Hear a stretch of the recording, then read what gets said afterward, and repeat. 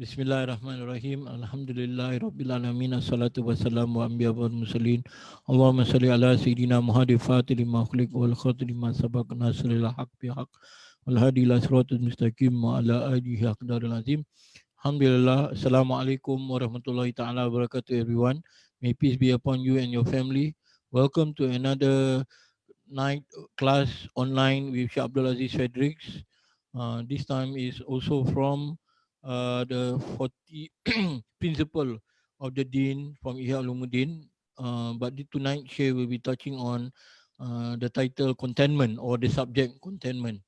But we are a few days away from the blessed month Ramadan. And I think we have a beautiful guest tonight before the Dar start, Brother Herzi. Inshallah, Brother Herzi, how are you? Salam, how are you, Herzi? Assalamualaikum, Salam. Abang, Abang Khalid. Yeah, nice to meet you again, Yeah. finally. Anyway, to all the viewers, Brother Herzi will be reading for us a poetry on Ramadan, composed, written by him. I think Herzi, you can start to read the poetry now. Thank you. Thank you so much. Hi, Assalamualaikum to everyone. Thank you for coming to attend on this nice evening here in Singapore. So Abang Khalid has actually tasked me to just recite on a poem that I was working on to reflect on this year's Ramadan and basically what entails for me. So I had a little bit of, well, a lot of time, but also wanting to, but also I had to find out like what exactly do I want to relay in terms of the content of the poem. So so for today's or tonight's poem, it's going to revolve around my the current situation that we're facing, and also how people are trying to cope with it. I understand that everybody, you know, is having their own way to cope. So that will be relayed in the poem, and I hope you guys will enjoy the piece. Okay, so I'm gonna go slow and easy on this one. All right, Bismillahirrahmanirrahim. How do you measure the gravity of your loss? How much hell has to travel through you? How much sand has to fill the hourglass inside your lungs in thirst for that oasis? I wish I could write all of this in metaphors, project images, maybe paint colors of lives in this present time, of letterboxes being fed with letters from an absentee pen, of roads built in solitude and silence, inviting those who are lost between interlanes, of my own family, sitting at the dinner table at Maghrib, sipping water through prayers, zikkering in unison of me and my brother, fighting about who gets to leave first after iftar, on the way to Traweh, only to realize that it didn't really matter. So as long as we get there. I still remember the sound of my mother's voice reciting the Quran before Fajr, the frantic run around to get the last bite at the 10-minute pocket between Imsak and true dusk. Like I would have 6 years ago, I was young, naive, and unaware of my own comfort, the kind of person who doesn't see the other side, or my own geographical advantage. But now I've grown, and now all I can see is the reflection of ghosts who could have had this. If only accidents of birth were exchangeable. So how is it that I am meant to write stories of happy families and dinner spreads and serene spirituality, divine music culminating like a bandage to an open wound, when the battle inside does not cease, when Ramadan comes, instead it intensifies until the fire inside its way to the surface and somehow lights my way. How, when the world is tossed into chaos, do I sit beside the flame and pray for my own rebirth? Between the nascent and the nadir, between the pharaoh and the fakir, between the matrix and the machine, between the ubiquitous and the unseen, between the depth and the dearth, between the atlas and the earth, between the denouement and the decay, a place where longings have molded into half recovery, half relapse. But here I am, and here we are. We still say inshallah because certainty is too right and harsh. You still recite verses with hardship comes relief when you're scared because we don't know what to do when everything fails. The adhan still makes the hair on your arm stand up. You still say mashallah when you witness something beautiful. Stories of prophets still makes you excited, yet raises question.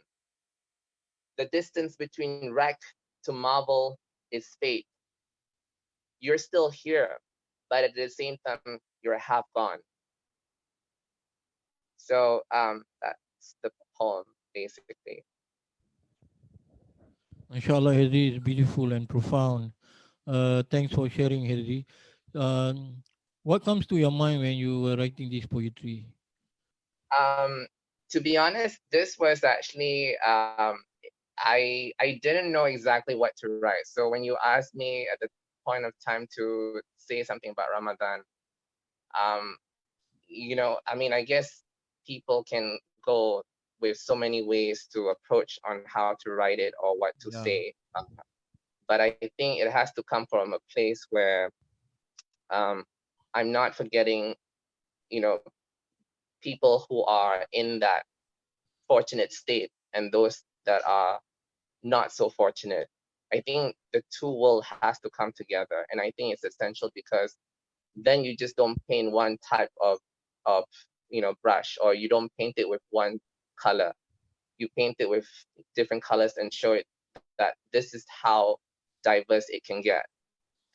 So I think that's important, and it's not always, it's not always rainbows and skittles. Some people also find it a struggle when they have to go through Ramadan. So I think that's also important. I yeah. know for a fact that in the past I also had my own struggle. So I think I needed to also express that as well, so that people can relate to that. Yeah.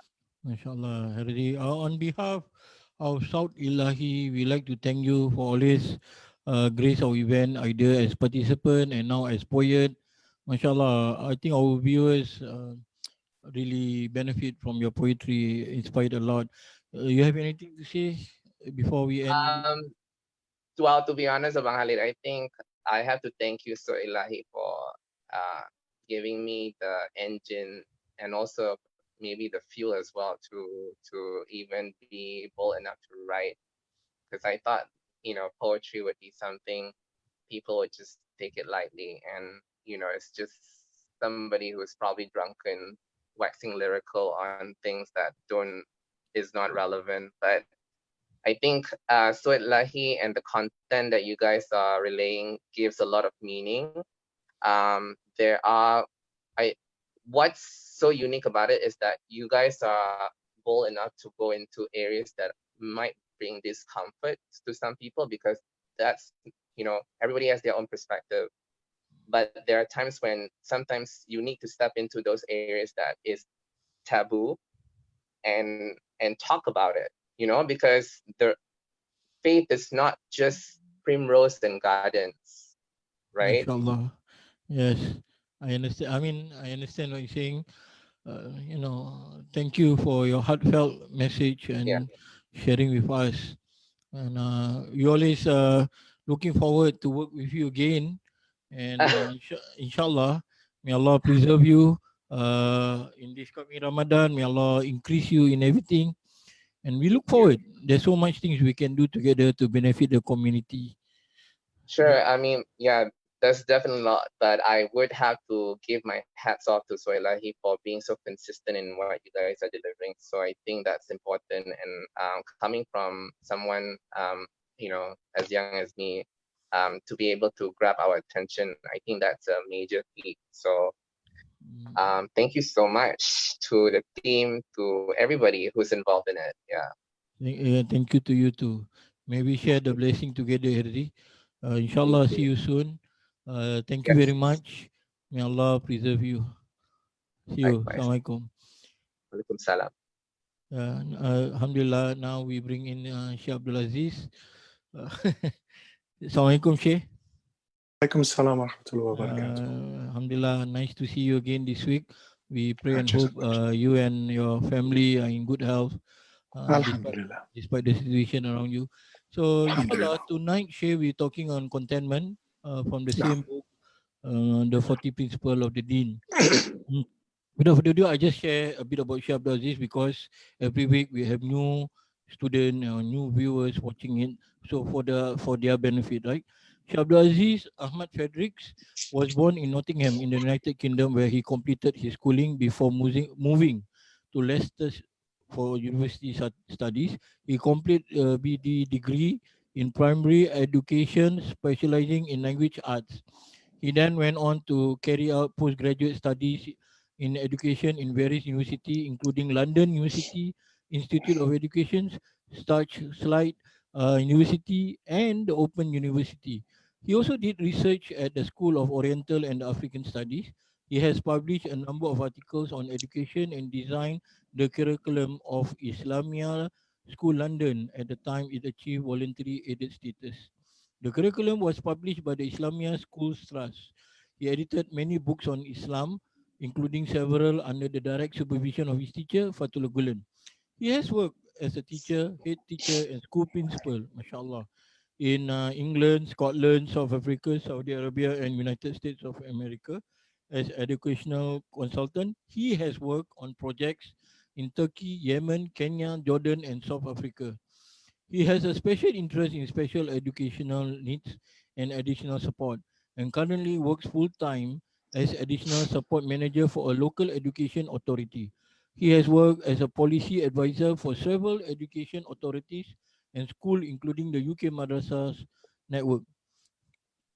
His Islamic study took him to various parts of the world where he studied under many prominent traditional scholars. One of them is who we know is his spiritual guide and spiritual teacher is Habib Mashur Al-Haddad, under whom he studied in Jeddah, and Sheikh Abdul Rahman Al-Kitami in Kenya.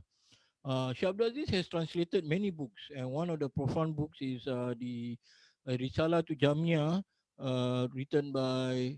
wrote by Habib Zain Al-Habshi, which in English we know as the Essential of Islam, and 40 Hadiths on the Quran by Mullah Ali Al-Qari. And he also has translated Nasihat Dinia of Habib Abdul Haddad, and of course the famous book that we always wanted to learn from him and always learn from him is the book on educating the children, Riyadatu Sibyan of Imam Ramli. I think Shaykh has done more than that. He has a book on the blessed time and so on. MashaAllah, what an amazing man. We are blessed to learn from him in this period of time. So without further ado, I would like to welcome Shaykh Abdul Aziz to take on the dars. Inshallah, may we benefit from him. Tafadal, Shaykh. أعوذ بالله من الشيطان الرجيم بسم الله الرحمن الرحيم الحمد لله رب العالمين والصلاة والسلام على رسول الله وعلى آله سبحانك لا علم لنا إلا ما علمتنا إنك أنت العليم الحكيم وصلى اللهم على سيدنا محمد وآله وصحبه وسلم اللهم صل على سيدنا محمد الفاتح لما أغلق والخاتم لما سبق ناصر الحق بالحق والهادي إلى صراطك المستقيم وعلى آله وصحبه حق قدره ومقداره العظيم. Again, we're studying from the book which is a summary of Ihya Ulumuddin written by Imam Al-Ghazali himself, translated as the 40 principles of the religion. And I must admit now that this lesson was actually quite difficult to prepare because it covers a great deal of material, and a lot of it is constructed in such a way that it would take a long time to cover word by word. And so what I've tried to do is to give an overview of the content of the chapter and relate it to some of the examples and situations that that some of us may be facing. And I hope that that intention is fulfilled. So first of all, it's not, as we talked about a little bit over the last 2 or 3 weeks, is that the 40 books of Ihya Ulumuddin, the bringing to life of the sciences of religion, formed into 4 areas. One is on worship, the other is on interaction between people, the other is on the difficulties that we face, the bad characters that we face within ourselves, and that will ultimately destroy us. And then finally, the last 10 points are about how we can save ourselves from those things. So we talked about fasting as an example of the first group of chapters. And within that, we talked quite a lot about the importance of being able to control one's anger, control one's inner desires, and to overcome the lower self. And then in particular, we talked about, following on from that, the need to address anger, which is one of the deadly and dangerous lower qualities. And we mentioned in dealing with anger that one of the reasons why people become angry is because they lack an understanding of that Allah subhanahu wa ta'ala has an overall plan. And they're quick to become angry about things because they find contentment with his plan something which is strange or difficult or far from where they're at in their own personal situation in their lives. Whereas if they had this inner contentment that Allah subhanahu wa ta'ala has got a bigger plan and has got an overall picture of what's going on, then they would be less hasty in becoming angry with what happens around them, and they'll be a little bit more patient and understanding. Now, there isn't actually a chapter in Ihya Ulumuddin which is called the chapter on contentment. The chapter or the book that it comes from is called Kitab al-Mahabba wa Shaykh. And this is quite important. And the reason why I'm talking a little bit about this in the beginning is because if you understand where Imam al-Ghazali puts it, you might be able to understand the intention and the plan behind the topic. So what does this title mean? It means the book of love and yearning. Kitab al-Mahabba, love, wa Shaykh, yearning for meaning yearning for divine yearning or yearning for God, yearning for Allah subhanahu wa ta'ala. And why am I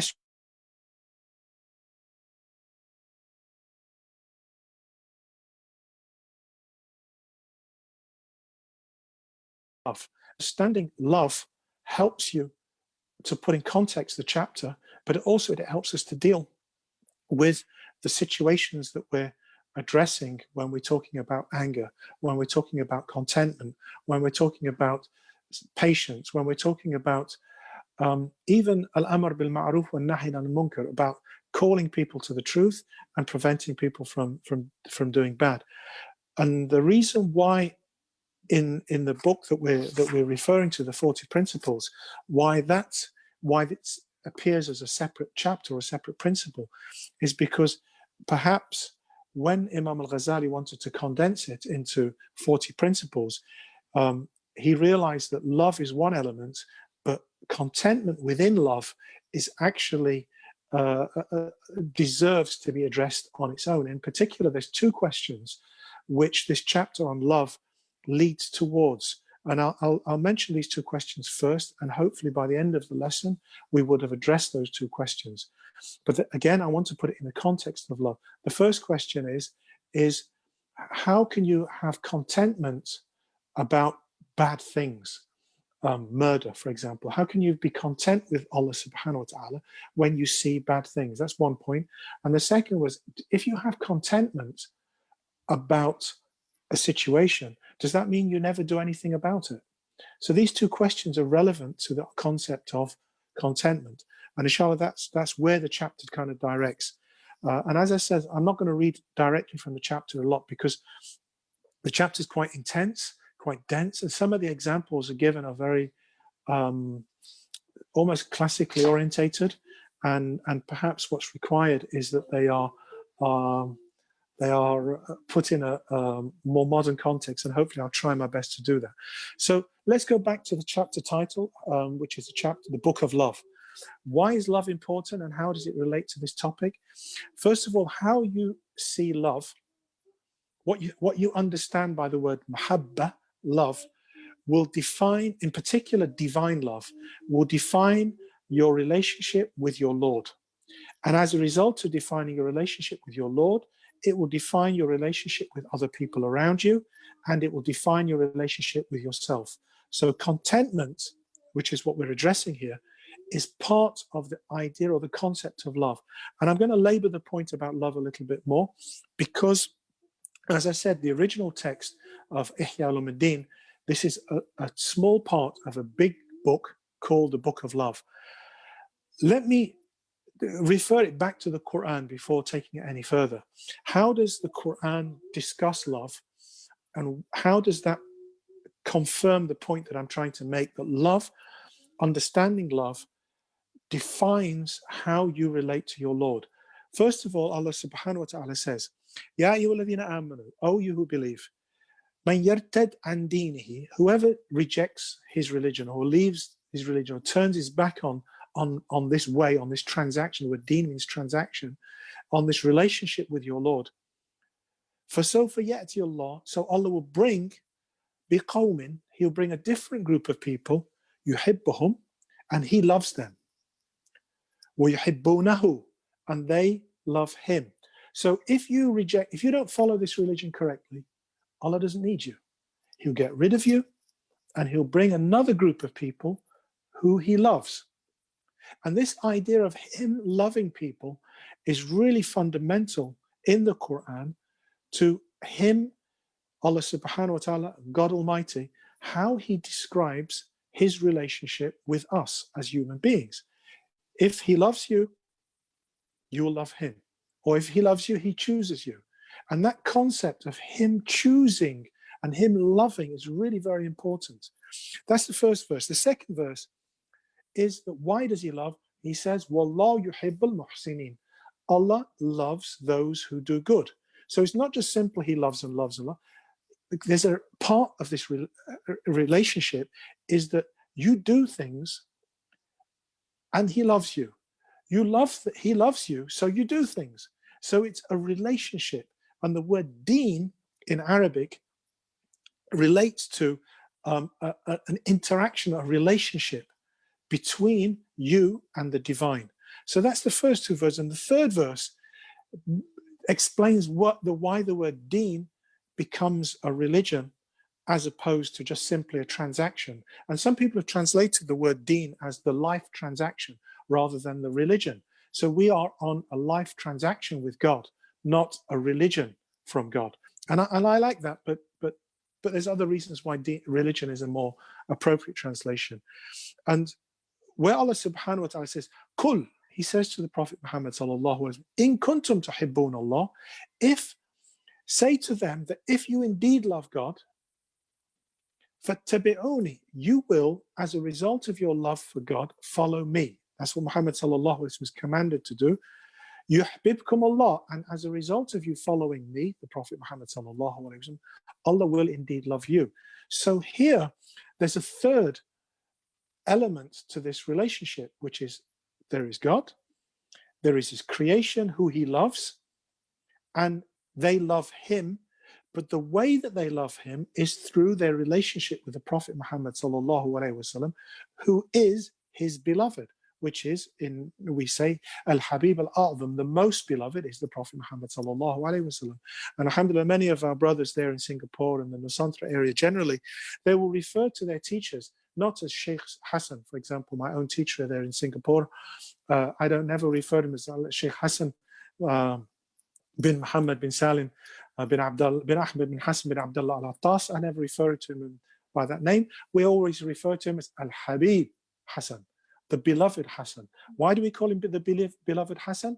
Because I just mentioned his name is Al-Habib Hassan bin Muhammad bin Salim bin Muhammad bin Ahmed bin Hassan bin Abdullah, and I can go all the way back to the Prophet Muhammad sallallahu alaihi wasallam, and each one of those people connects me to the Prophet Muhammad sallallahu alaihi wasallam, who is Al-Habib Al-A'zam, the most beloved of all of those beloved ones. So my relationship with my teacher Al-Habib Hassan is one of love, and my relationship with him takes me to my relationship to the Prophet Muhammad sallallahu alaihi wasallam, and through him I can love God, and indeed God will love me. But he loves me already, because if he didn't love me, he wouldn't have put love in my heart for Habib Hassan and for the Prophet Muhammad sallallahu alaihi wasallam. So you see, love is intrinsic to our religion and our life transaction, our relationship with our Lord, and likewise with our relationship with other people.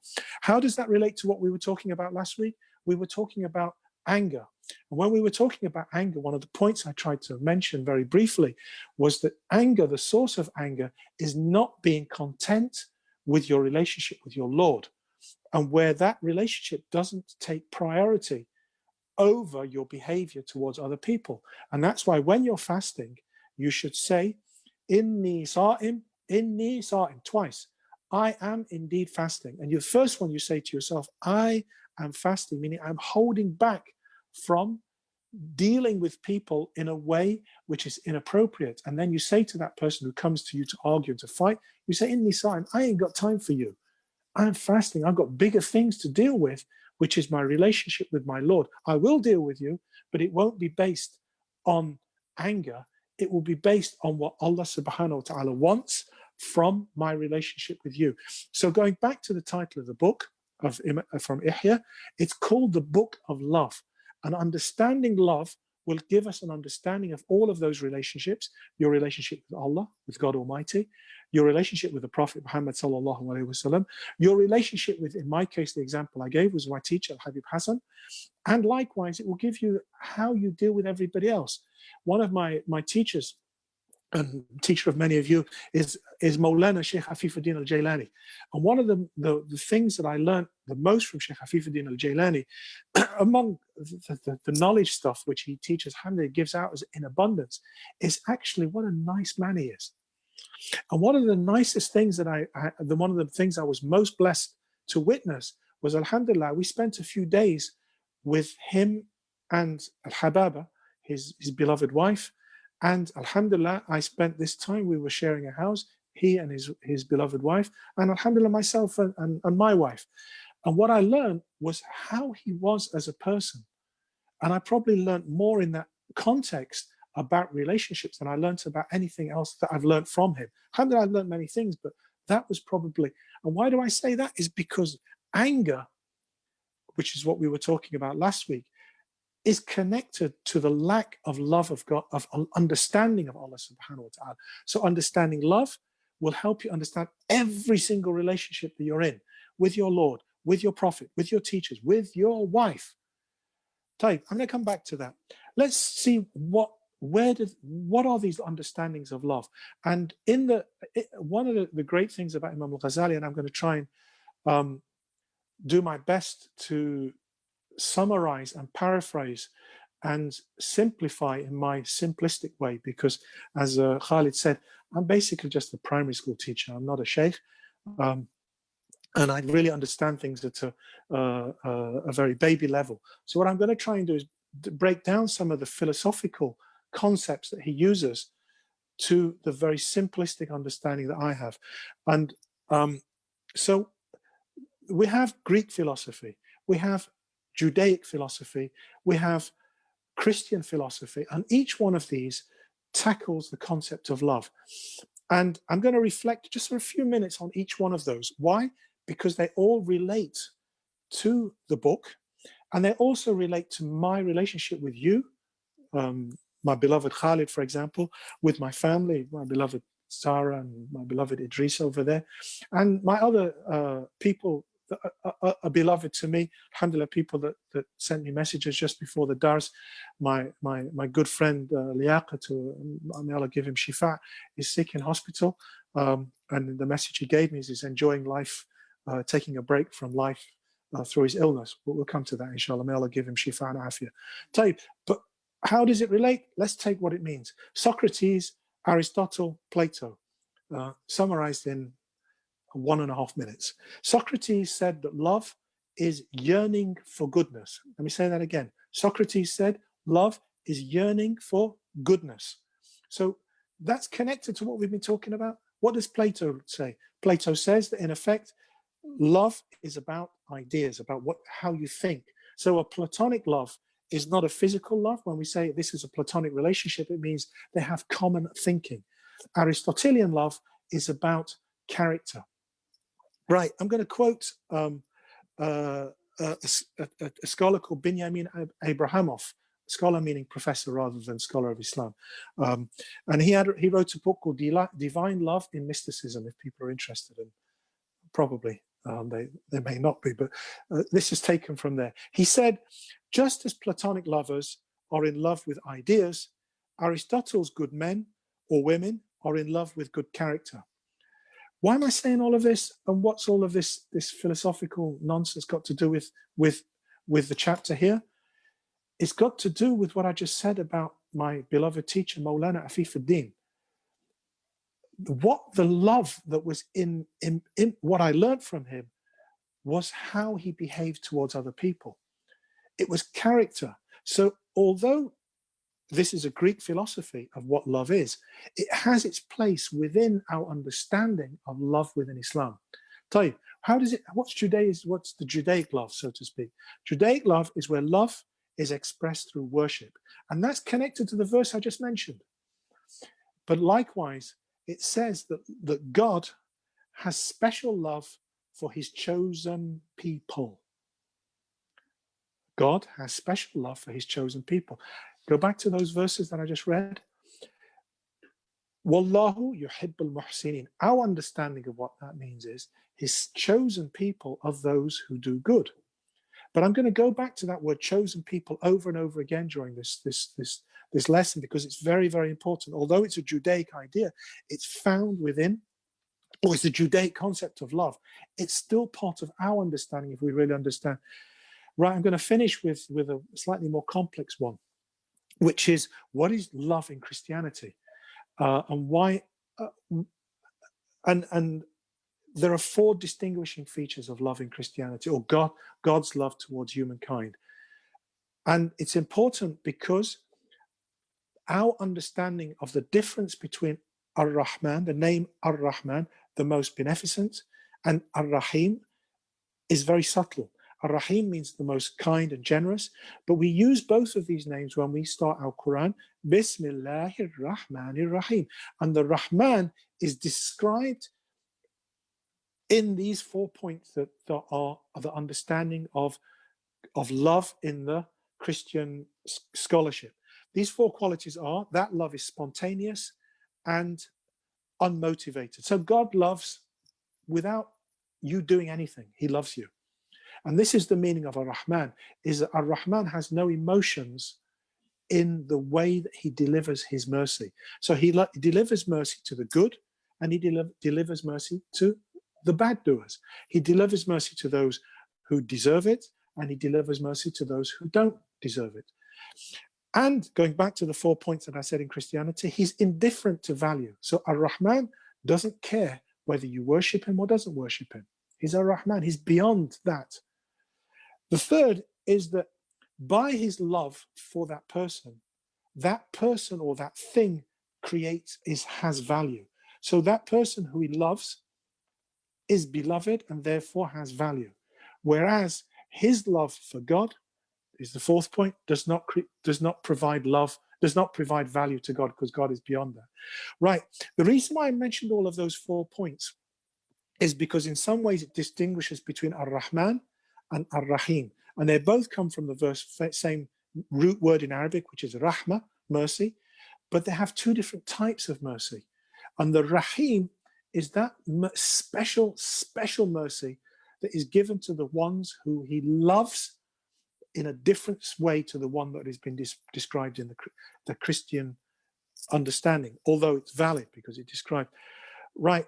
All of those understandings of love will define your relationship with God. And each one of those understandings, Socrates, Plato, etc., are found within the Islamic culture and in the Islamic practice. There are those people who say, no, there is no love. You just get on with it. Just worship God. It's not to do with emotion. And they have their understanding.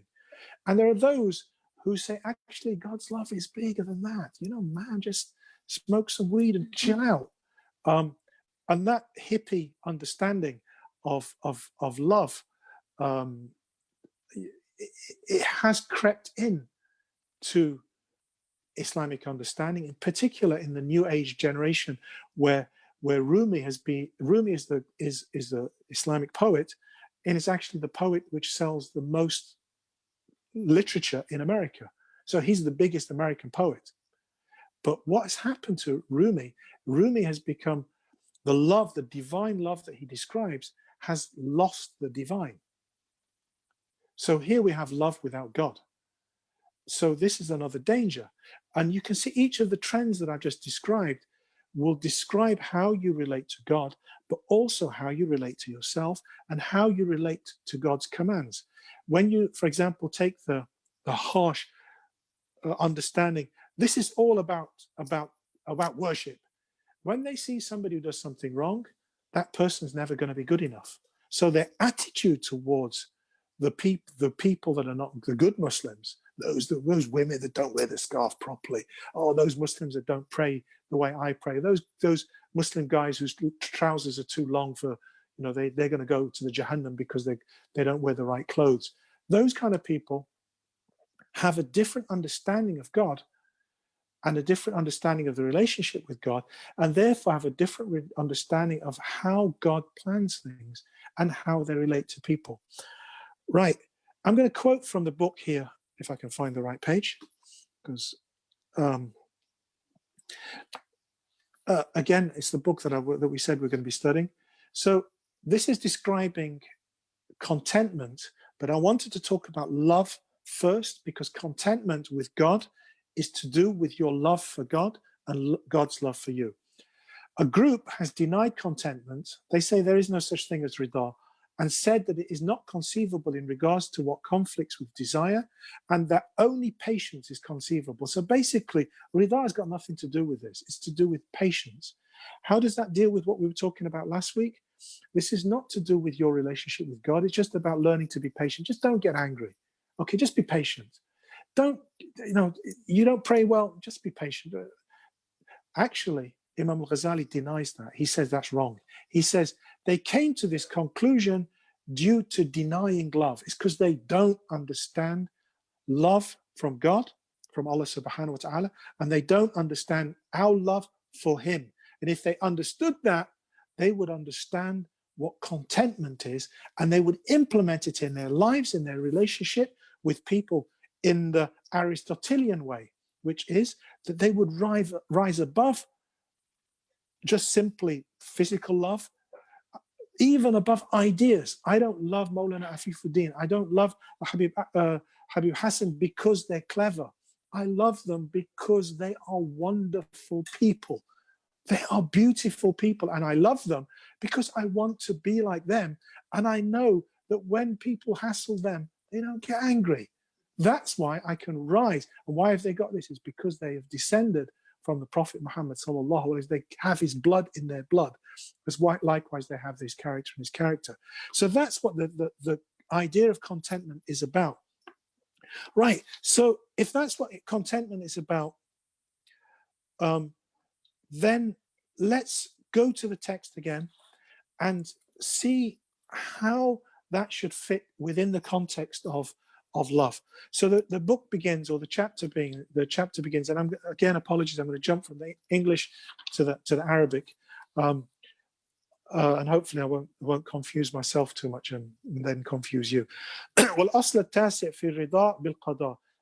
The ninth principle, which is being content with his decision, literally, or his plan, or with his destiny. He called Allah Ta'ala radiyallahu anhum wa radu an. And again, like I said, I'll jump backwards and forwards. He says, the ninth principle, content with divine decree. Allah has said, radiyallahu anhu wa radu an. Allah is pleased with them and they are pleased with him. Right. It also says in the Quran, well, what we can see from this is that radiyallahu anhum, first of all, it mentions that he is pleased with them. So your ability to be pleased or content with Allah comes from His decision or His love for you. You don't get to that point unless you're lucky. If He doesn't love you enough for you to love Him, then you are what we would call shaqi. You're really unfortunate. But alhamdulillah, Allah does love us. Now, as a result of Him loving us, we will love Him. As a result of Him being pleased with us, we will find contentment in His decree. And I'm going to come to some practical examples in a minute. And this actually, when we talked about all of this, these people who interpret love in different ways, they interpret contentment in different ways. And contentment, according to what Ghazali has just said, is part of this love. So how important is it? Compare it to, I don't know, compare it to fasting, compare it to prayer, comparing to, I don't know, the garden. Which one is greater? Rhetorical question. The answer is in the Quran. Allah subhanahu wa ta'ala says, وَمَسَاكِنَ الطَّيِّبَةِ فِي جَنَّاتِ عَدْنٍ. The result of all of those things, prayer, fasting, all of those things, what's the height is that you will take residence, masakin tayyiba, in a good place, in a good living, fi jannat adn, in the garden of Eden. That's how he speaks the verse. And then he says, وَرِضْوَانٌ مِّنَ اللَّهِ أَكْبَرُ. But Allah's pleasure or Allah's contentment is far greater than that. وَرِضْوَانٌ مِّنَ اللَّهِ أَكْبَرُ. So actually, what is greater than the garden can be achieved in the dunya by simply being pleased, content with His decree. So that I just mentioned about how I've learned some things from my beloved teachers. And it's not about knowledge, because I'm going to give you two examples, real examples, and I'm going to come back to these two examples occasionally. The first one is related to my wife Sarah, who a few years ago became extremely ill, to the point that she was on life support for several days. For about a week, it was hit or miss whether she would survive. And every day the doctors would kind of warn me, go home tonight, and pray, but there's a strong possibility she may not get through the night. And that was the reality of where she was. And she spent 4 months in hospital. And it was a really tough time, obviously, for her, but it was a tough time for the little guy over there, Idris, who's now a big guy. When he was about 18 months, he was still breastfeeding, and alhamdulillah. And it was a challenge for me as well, having to face that, and also not being able to see her because I couldn't get anyone to look after the baby. And because I couldn't get anyone to babysit, I couldn't get to see her. So other people were able to visit her, but I couldn't because, anyway. So it was a tough time. And in my diary, and I used to work things out by writing a diary. So in my diary, at the end of every day, I would write, just almost like, I'm pretending to be a Shaykh here. Shaykhs are always content. This is what the books tell you. You've got to be content with God's decree. I would write, I am content with God's decree. I am content with Allah's plan. Sarah is sick and she may die, but I'm content with Allah's plan. And almost every day, I was telling myself, I think, because this is what the religious people do. And this is what clever people are supposed to do. And this is, but the reality of that was, it was words. And it wasn't until, alhamdulillah, she started to get better. And alhamdulillah, I started to deal with my inner difficulties related to that situation. And then one day I'd written in my diary, I'm pleased with, as I did almost every day for 4 months.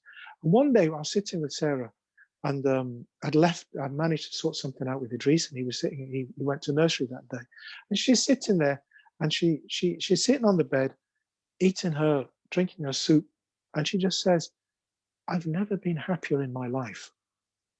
And I just looked at her and I thought, well, I won't tell you what I thought, but basically, to summarize it, you're just crazy. How can you be happy? How can you be happy? You're on 10 liters of oxygen per minute. You're on, you're kept alive by machines. How can you be happy? Content, yeah, books. And it wasn't until alhamdulillah, a few weeks later, and I struggled with this statement she had. That's why it gets stuck in my mind. Till one day, which was the day she came out of hospital, we came back to the house. We'd had to move house, with lots of things that happened.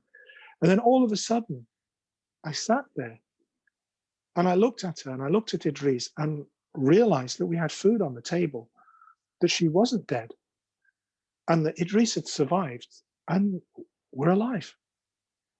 And then for a second, the meaning of what she'd said hit me. I was actually happy. And I'd never tasted that happiness prior to that moment. I'd never known what it actually meant until that particular moment. So all of that difficulty, I didn't learn about happiness or rida or contentment through any kind of book. I actually learned through this crazy woman who was dying. And then she turned around and says, well, I'm really happy now. That's one thing. The second, I'm actually going to quote directly from Imam al-Ghazali because it's a nice example. And this is what he says. As an example is what is related about a man among those who are content. He used to say about what afflicted him, Inshallah khair, khair ma qadarullah. The best is in what Allah has determined. He was in the remote desert with his family and had nothing but a donkey to carry his tent, a dog to guard them, and a rooster to wake them up. So he had three possessions: a dog, a donkey, and a rooster. A fox came and took the rooster. So his family was saddened. He says, "Khair, it's good." A wolf came, and then actually he said, and the family became very sad. They became distressed at what happened, and he said, "Khair, it's good." A wolf came and killed the donkey, and they were saddened. And he said, "Khair, it's good." And then the dog was afflicted, and he became sick, and he died. So they became sad, and he said, "Khair, good." His family were amazed at this, just as I was amazed at Sarah, until one day they awoke, and just as I woke up at that moment when we were eating chicken and chips on the floor, I woke, or he woke, and they woke with, and that time everyone around them, all of the tents in that tribe, they'd been captured, and their children had been enslaved. Their locations were known because of the rooster's voice, and the dog's barking, and because of the donkey's braying. He said, now you have seen that the best, the khair, is with Allah. And what Allah has planned is always better for you. If Allah had not destroyed our animals, those marauders, those people that attacked our tribe, they would have destroyed us. So there's a bigger plan. And when he was able to say, khair, it's good, there is a bigger plan. And that's what's meant by rida. Rida is what I'm just describing in these two examples. And in the book, it talks in detail about what rida means. But I just feel these two examples probably help us understand better what rida is. And every single one of you knows what I'm talking about, because every single one of you has faced the tribulation and had to deal with it. And at one point, they've succeeded. Not always. And like I say, I didn't succeed a lot of the time. In fact, I didn't succeed here. It was actually Sarah that succeeded. And she taught me what I needed to learn. Jazakallah khair, may Allah give her reward. But what I'm saying is that, you know, there's a point where you just accept, yeah, this is going to be all right. And when you feel that contentment, that's rida. So the chapter is about that rida, but that rida, that contentment, is being able to deal with this situation and knowing that Allah subhanahu wa ta'ala has got your back. It's going to be all right because he knows what he's doing. That's what the chapter's about. And again, I'm a primary school teacher. I don't know the big philosophical stuff, but I know that that's in my basic primitive English and my primitive primary school language. That's what it's about, is that Allah has got your back. It's all right. He knows what what he's doing. Let's go back to the text, because there are hadith which mention specifically the value of this contentment, and also they describe correctly and more eloquently what I'm trying to say. Let me go to what they says. And again, let me read from the book. وقال صلى الله عليه وسلم إذا أحب الله عبدا ابتلاه فإن صبر اشتباه وإن رضي اصطفاه. The Prophet said, if Allah loves a slave, again, it goes back to love. How does he express his love? He tries him. He gives him a test. If he is patient, he draws him near. And if he is content, if he has rida, he chooses him. So that slave in the desert, Sarah, all of the people that face tribulation, even you and I, in our own ways, when we find that pleasure, it's because Allah has now chosen us. Istafahu. You've now become chosen to deal with this because Allah loves you. How does the chapter begin? Radiyallahu anhum wa radu an. Because Allah is pleased with you, you become pleased with Him. You've been chosen to have this contentment. Now, I'm going to add to this a hadith which is not found in the text, which is also very important, where Prophet Muhammad sallallahu alaihi wasallam says, "Idha habba Allah abdan ibtalahu." The same beginning of the hadith. If Allah loves a person, He tests him. لَيَسْمَعْ تَضَرَّعُهُ, so that he can hear his tadarra'a means his pleas, but it means his humble pleas, his broken pleas, of where he turns and says, Allah, I've got nothing, help me. Allah likes that. And why does He test him? So that he turns to Him alone. And in the process of where I was at, the description that I just gave you of all of those tribulations that ended up with me being able to find that peace and tranquility, one of the things was that people got cut off, closed off. And Sayyidina Abdul al-Jailani, the great-grandfather of the person I was referring to, Mawlana Afifuddin, he describes this very beautifully. He says, when Allah istafahu, when Allah chooses somebody, what He does, He closes off other people around them. And one of the blessings of that illness, the blessings for me of Sarah's illness, was that prior to the illness, I was there giving khutbah, leading people, and all of that kind of stuff. And there was an entourage and all, but not everyone around was alhamdulillah. But Allah pulled people away. And Abdul al-Jailani, he describes how when He loves you, He tests you. And one of the results of the test is that people fall away because they're not there for you when you need them. And Allah does this deliberately because He doesn't want you to rely on them. He doesn't want you to use them. He doesn't want you to use them as props. He doesn't want you to be the Imam of the community so that people will come and save you when they need you, when you need them. They'll turn their backs on you. So you'll be alone. And there'll be a point where you'll be lying in bed with this little 1.5-year-old baby, and you'll be crying, and he'll be crying, and your wife will be in hospital fighting for her life, and there'll be nobody there except you and Allah. And I'm giving you my example because it's a personal example, but you know what I'm talking about because you got to that point and there was nobody there for you except Allah, and Allah did it deliberately. Why? Because He took those people away so that He'll return some of them back to you in a different kind of form. He'll return them back to you in a different kind of form. And I'll give you an example of how He returned. Again, apologies for being so personal, but it's important to understand what Sayyidina Abdul Jailani is talking about in real terms, because it's not just theoretical. I'll give you the example of how I got from that point where I'm crying in bed late at night with this little baby, is alhamdulillah, Allah took some of the burden off. And there was one particular lady who had a dream about me, and she dreamt, alhamdulillah, she never used Facebook or any of this kind of stuff, and she had a dream that I was going through tribulation. She phoned me up and she says, "Are you okay, Abdul Aziz?" And I says, "Yeah, go away." Because at that time I didn't care about, and I didn't want to hear anybody. I didn't want anybody. I just wasn't interested. And she, well, it wasn't quite as rude as that, but it was to that effect. And then she wrote, "Please, what's going on?" I says, "Okay, I've got a few difficulties. You probably heard." And she says, "No, I haven't. Can I help you?" I says, "No, yeah, just go away." And eventually I kept pushing her away and pushing her away, and until one day, her and her husband just kept sending me messages. And one day they just sent me a message to say, we're 20 minutes from your house. Where do you live?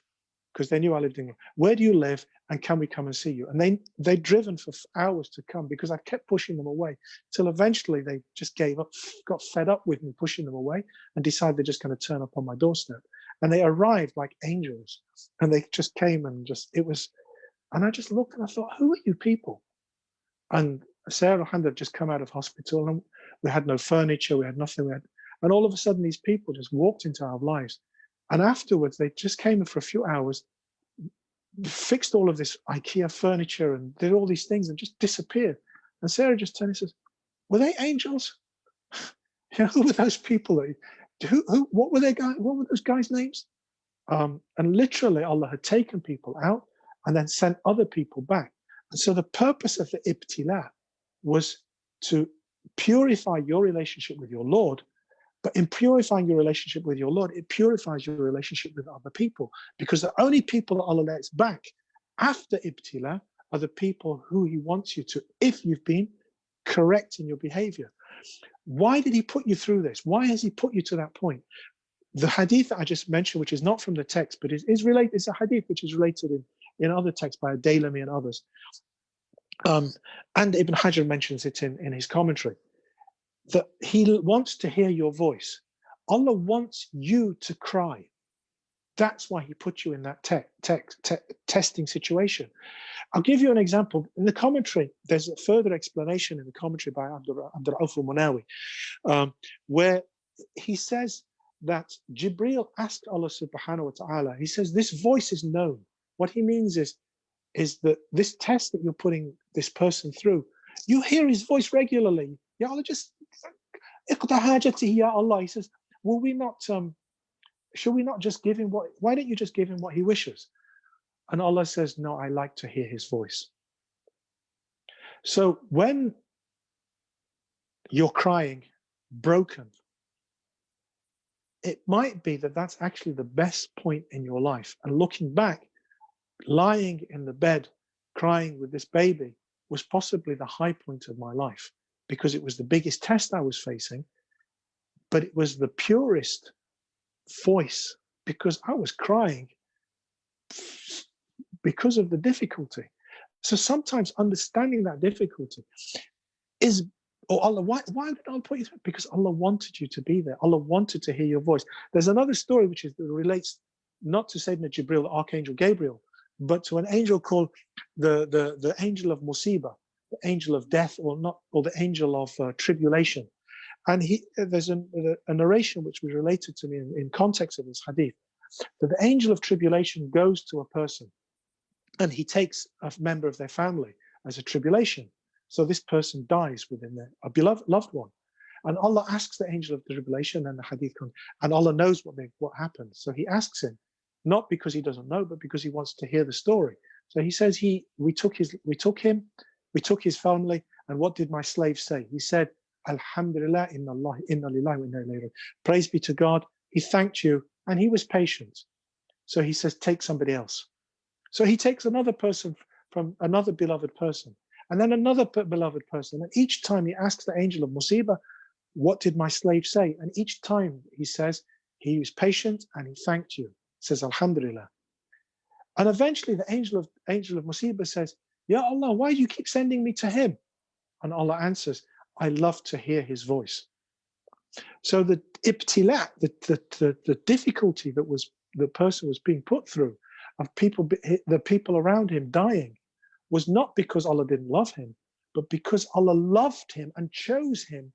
And that's what the hadith that Ghazali mentions is, istafahu, He elects him, He chooses him for himself. And safa means pure, and istafa means to choose purely for oneself. So let's read the hadith again. إِذَا أَحَبَّ اللَّهُ عَبْدًا, if Allah loves a servant, ibtalahu, He tests him. فَإِن صَبَرَ, if he's patient, ishtabahu, he's chosen. In radiyah, but if he's content, he's pleased, he's okay with this. If he's happy, or if she's happy, istafahu, he has been elected for a special place. That's what the first hadith. The second hadith, it says, "I'bud Allah ta'ala bil rida." Worship Allah. Let me read the English translation. Worship Allah with contentment. For if you cannot, then there is much good in patience with what you dislike. So first of all, it says that worship Allah with rida. Contentment is the highest form of worship. But if you can't become content, if you were where I was, you can write the words down, but you can't feel that happiness. Then it's all right. You haven't been chosen yet. You chose somebody else to be happy. If you don't have rida, then be patient. Because rida is higher, as we said, ridwanu min Allahi akbar. This is the highest. What did the translation say? If you cannot, then there is much good in patience with what you dislike. So sabr is good, but rida is better. Let me just move slightly from the text to quote two hadith. Again, one is related by Dailami, and it's very important because I indicated in this story that, in my own personal story, that Sarah was sick in bed, and combining her prayers with tayammum, and doing no more than the fard. And so in terms of her worship, it was not the quantity, and I use the word quantity very deliberately, not the quantity of worship that I was doing. I was praying much in quantity. There was more quantity in my worship than hers, but there's no doubt that her maqam, her station, was far higher than this, this nonsense that I was doing, which was all theoretical. This hadith, the next two hadith that I'm going to mention, explain why that contentment is a higher form of worship than all of the prayers of the other people. And that's why the person who's going through this ibtila, through this tribulation, can reach a higher station than the person that's praying and fasting and doing extra bits. The Prophet ﷺ mentions, Ya ma'shar al-fuqara, oh you poor people. So now he's not talking to 100 other people that are content, we've got wealth and things. Oh poor people.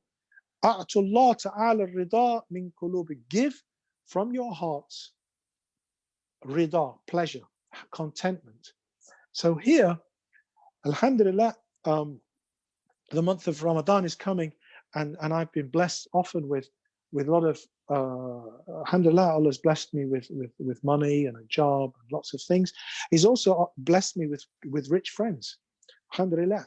And many of those rich friends help me out when I'm in difficulty, and they help out other poor people.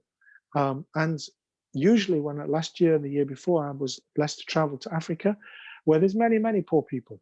And alhamdulillah, they look and they say, Mzungu is coming, the white guy from Scotland is coming. That means zakat, sadaqah. And alhamdulillah, I'm blessed to be able to distribute other people's money to the poor there, and slaughter lots of sheep and goats. And alhamdulillah, I feel like a king, like the white conquering leader, as they call.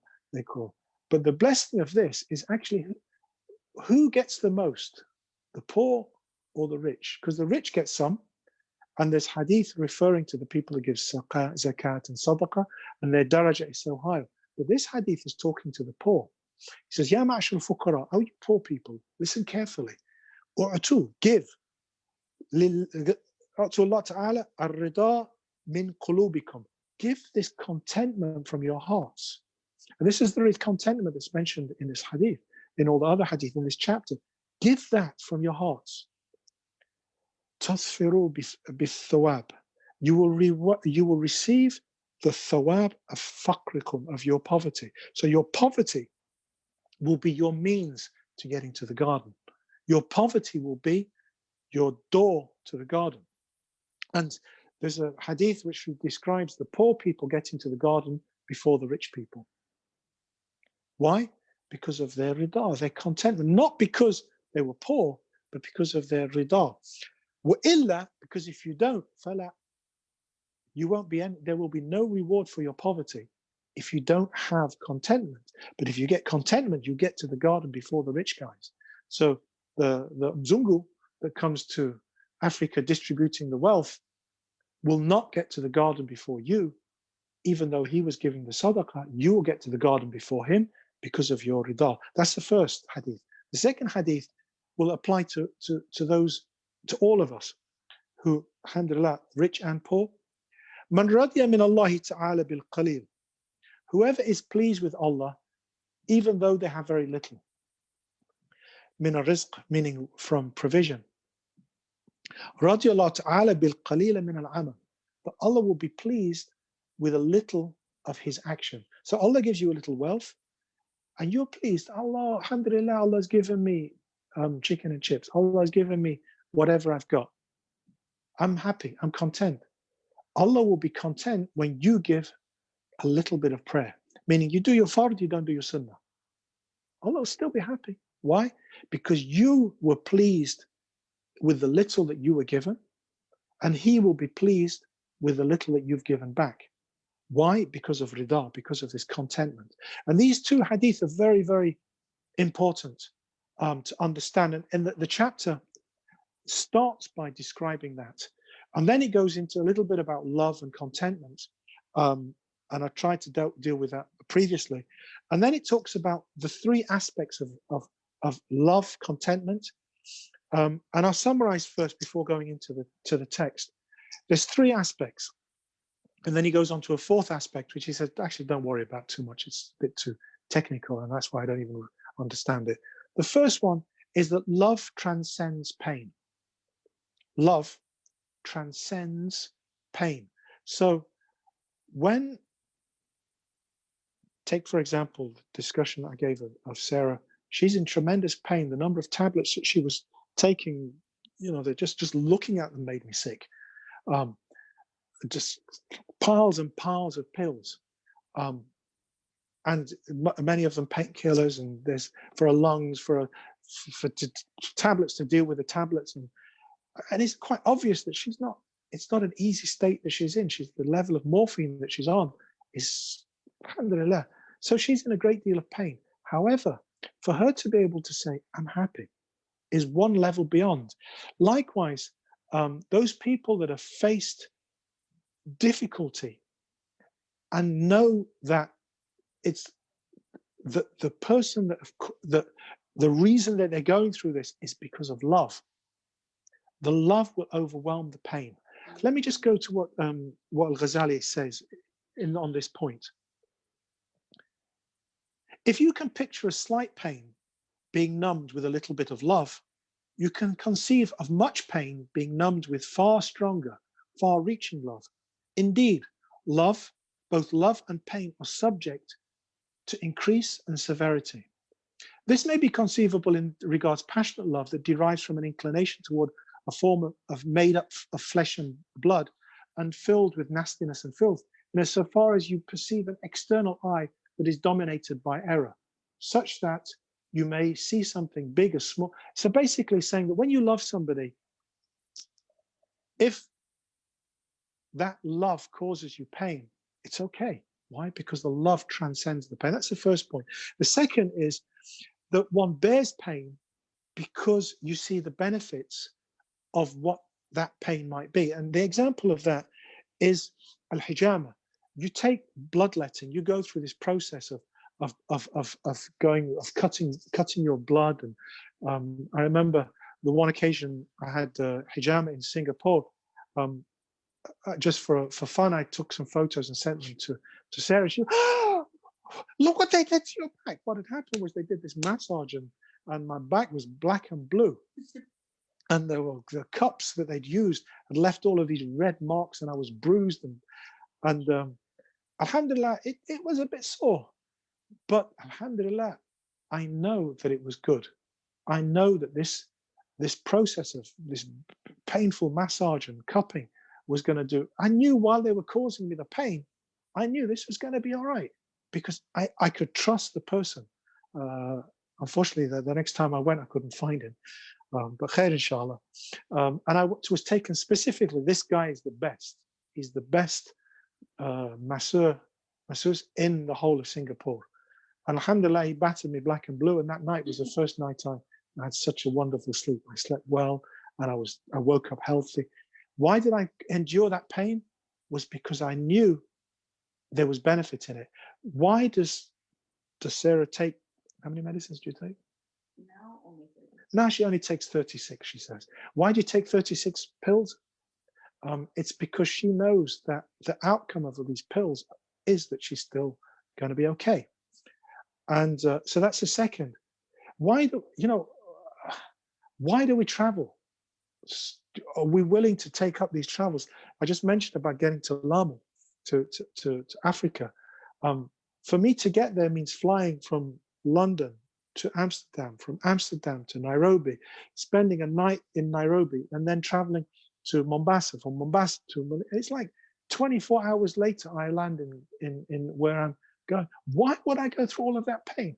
It's because at the end of the place, at the end of the journey, there's something which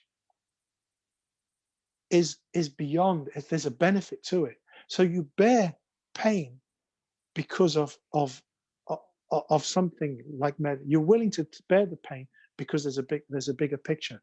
And the third is the subtlety of wisdom. There's a subtle wisdom behind that you don't always see. And I gave you two examples. One was the one from Sarah, and the other was the person who said, "Khair, there's goodness in this."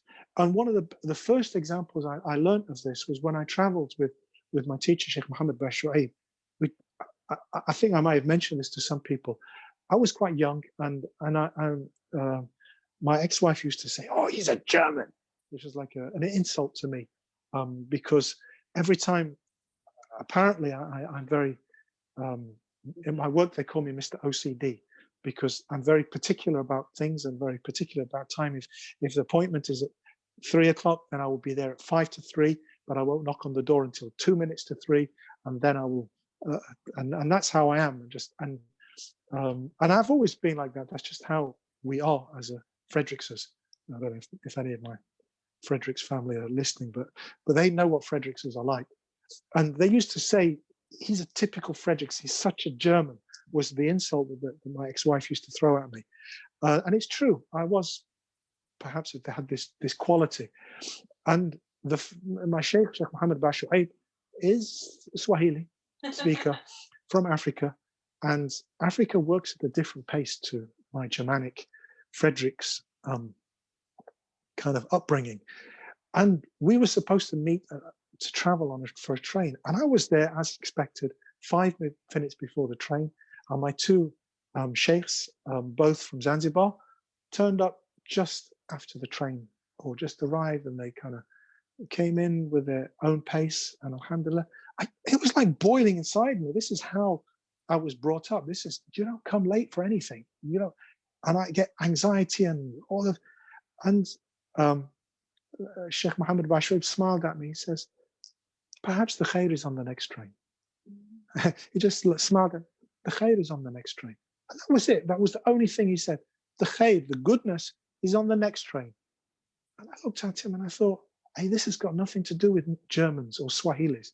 This is to do with a relationship with Allah subhanahu wa ta'ala. He doesn't get angry inside or outside with Allah's plan. The khair is on the next train. There's a wisdom in everything that he sees, a wisdom. He sees Allah's plan. So let's go back to those 3 points. Love transcends pain. Second, that you bear pain because you know there's a greater good. And the third is there are subtle wisdoms that you can't see at the time. This is what the meaning of the 3 aspects of Rida. So he goes into a lot of detail on what these 3 aspects are. And then he finishes with the 2 questions that I'd mentioned first. The 2 questions. One was, how do you deal with الجمع بين الرضا بالقضاء عفوا كيف أجمع بين الرضا بالقضاء وبغض أهل الكفر? How do you dealing with bad stuff? Just, oh yeah, that's all right, man. You do haram, you killed him, don't worry about it. It's all right. This is Allah's plan. That ain't part of Islam. That attitude, you need to be able to be at peace with Allah's command, with peace with Allah's qada, with His decree.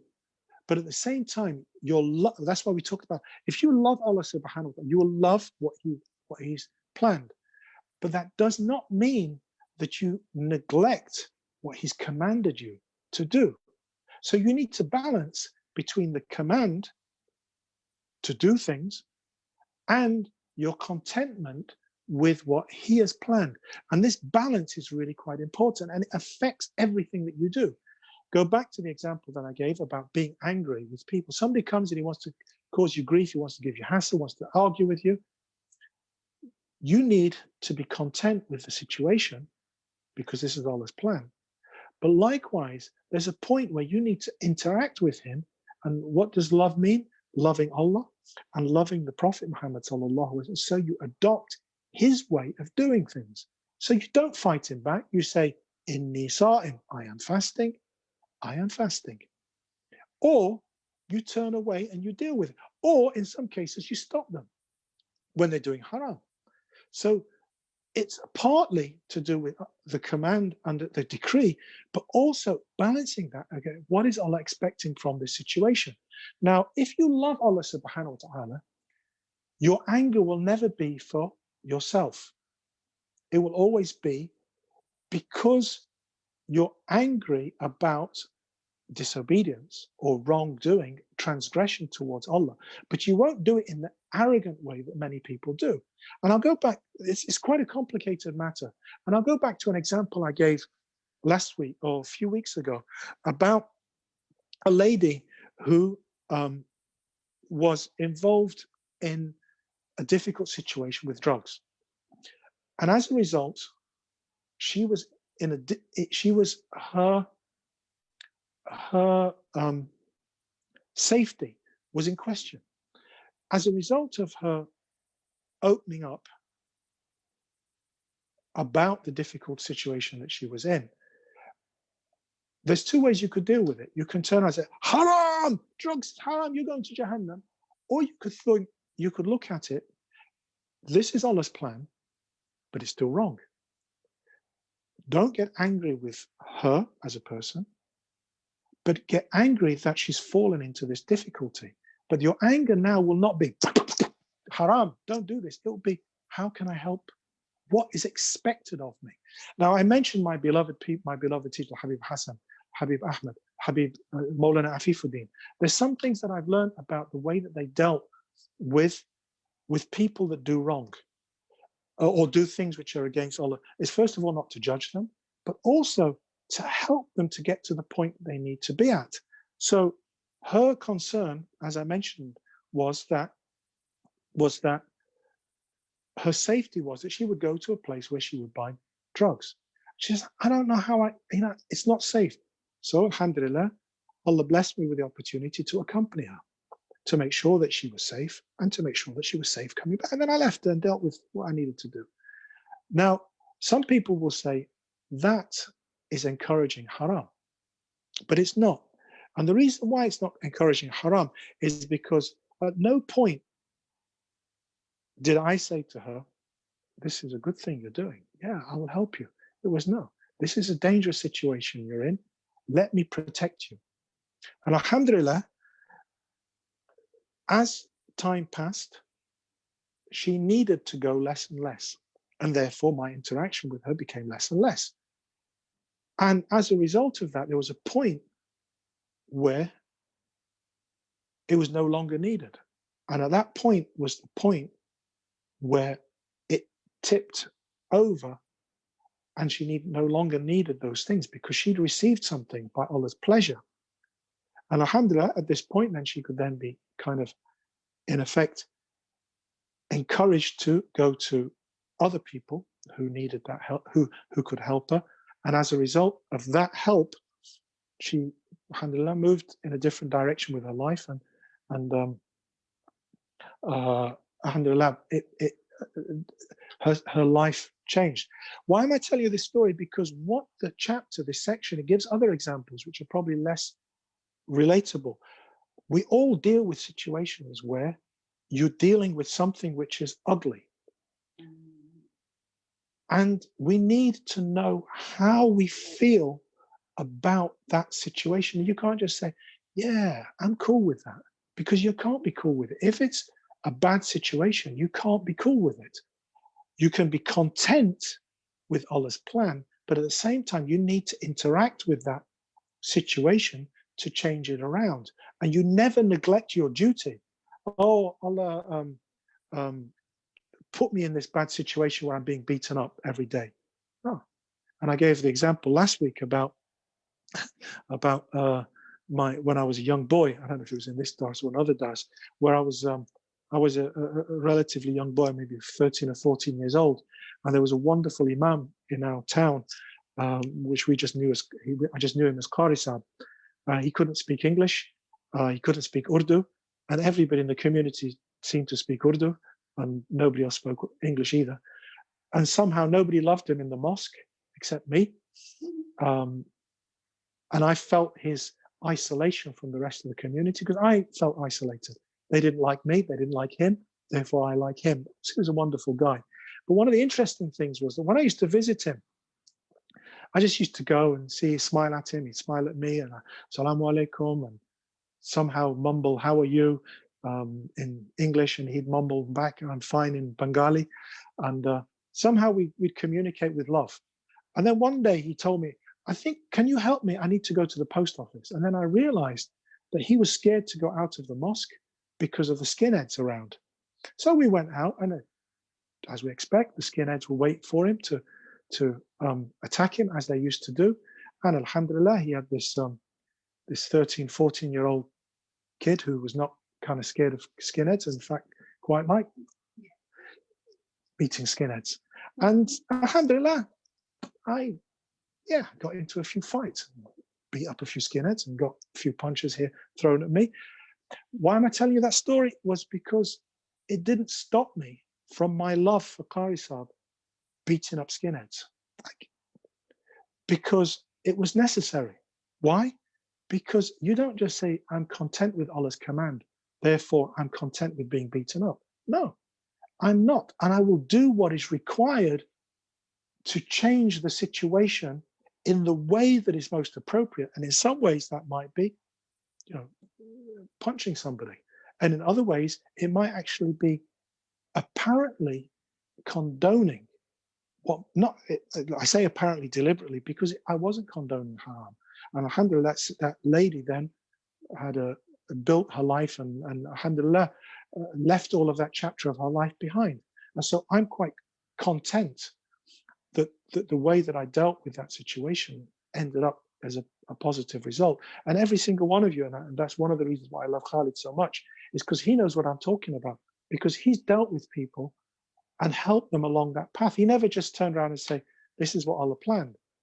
He accepts this is what Allah planned, and therefore I'm happy and content, but I need to deal with it, and I need to relate to this in the best possible way. So that's the second question, is how do you relate between wrongdoing or wrongness or things which Allah has said he's not pleased with, and your contentment. And then the second question is, how do you relate al-jam' bayn al-rida bil-qada wal-akhd bil-asbab, taking of means, taking of in Sarah's case, for example, medicines. Do you just say, well, no, actually, I don't need to take medicines. Coronavirus is going to kill. If it's going to kill me, it's going to kill me. I can just do what I like. There's no harm in me going out to the mosque. There's no harm in me going over and coughing all over people, because if Allah's going to kill me, Allah's going to kill me. That's nonsense. Why? Because that isn't about rida with Allah's plan. Rida with Allah's plan does not mean that you don't take care about means. And when I use the word means, is Allah provides you with what we call in Arabic asbab. And it doesn't mean that if you just say, well, if Allah's given me coronavirus, Allah's given me this illness, Allah's given me poverty, Allah's given me this, Allah's given me that, and therefore, as a result, I don't need to do anything about it. You've actually not understood that Allah also gave you the means. He gave you illness and he gave you tablets. Therefore, taking the tablets does not mean that you're not pleased with Allah's plan. It means you're pleased with Allah's plan that you're sick, but you're also pleased that Allah's given you means. Let me read directly from what he says, and this is how I'm going to end the chapter, because this is how I'm going to end the dars, because this is how he ends the chapter. And apologies for perhaps dragging this on longer than the other classes, because it is a deep and difficult chapter. Tell you, the meaning of contentment with Allah's decree. Likewise, you should not think that the meaning of contentment, rida, with divine decree is abandoning supplication. It doesn't mean you don't make dua. Abandoning medical treatment, or leaving the arrow that is shot at you to hit you while you have the ability to block it with a shield. And that refers directly to the bottles that the skinheads throw. I don't just accept that the bottle is going to hit me. I push them away and then beat their heads in. As Imam al-Ghazali says, you do not allow the shot at you to hit you while you have the ability to block it with a shield. Rather, Allah has obligated you to supplicate in order to thereby extract from your heart pure remembrance. Allah commanded you to make dua. Ud'uni astajib. You have to make prayer, and I will answer you, he says, with humility and softness, so that you are prepared to receive subtle insight and spiritual illumination. So you turn to him in prayer, and as you turn to him in this desperate need, Allah will show you the subtle wisdoms within your state.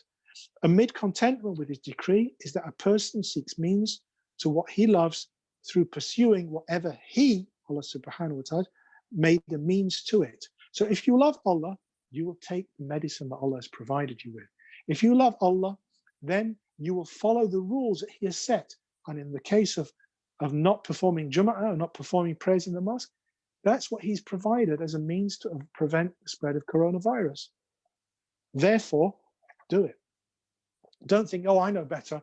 I think Allah's command is to pray Jum'ah, and therefore I'm just going to disobey. That's not what's being said here. Be pleased with Allah's command. He's given us a tremendous ibtila that has affected the whole world, a tremendous tribulation for all of us. Deal with it in the way that Allah wants us to, by following the guidance of what is the best methodology with dealing with it. And there are people that know that, and if they know better than you, follow them. This involves abandoning the causes of opposition to his beloved and conflicts with his pleasure. Thus, it is not from contentment that the thirsty person refrains from extending his hand to cold water, claiming that I'm pleased with the thirst that Allah has given me. To the contrary, it is from Allah's decree and his love that thirst is relieved with water. Nor is it that which entails transgression the bounds of sacred law or leaving off concern for Allah's sunnah. In the first place, from contentment from the divine decree. Just as the question that came in the very first class of this book, what about the people with diabetes? That's Allah's plan. Be content with his plan. Follow the rules that have been set regarding diabetes. And if that means you're not able to fast, be content with not being able to fast. But if you have an opportunity to fast later in the year, in our case, when the days are shorter and perhaps you can take the medicine, the insulin at the times which it makes the fast possible, then do it, because this is Allah's plan. So that, in summary, that last paragraph is really what the chapter is about, or summarizes its implication for us. And we ask Allah subhanahu wa ta'ala to give us this rida, and also to open up the meanings of what have been said. And I ask Allah to forgive me for any shortcomings in trying to present such a massive topic in such a short time.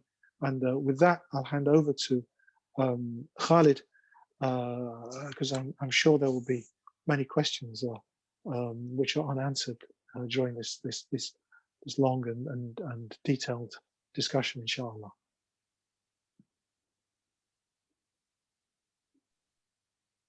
Jazakallah khair, Shaykh. MashaAllah, what a profound, blessed and beautiful session we had with you. I think we still can continue. MashaAllah, we don't feel tired, but I know you're feeling tired. Anyway. This is Allah's decree. Anyway, we just like to say that you are a Shaykh and you are our Shaykh and a Shaykh to many souls out there, and may Allah preserve you. Thank you very much for that this important session dars that you had taught us. I think it's very important for us to really understand, to relate. Like last week, you said about anger, and then some to understand anger, the opposite of it is contentment and love in it. So Jazakallah khair, mashallah. And you are right, we have so many questions coming in. So for those who may not know, you can send the question to 90687 106. I think for my first question, I think I want to relate to the situation that we are in.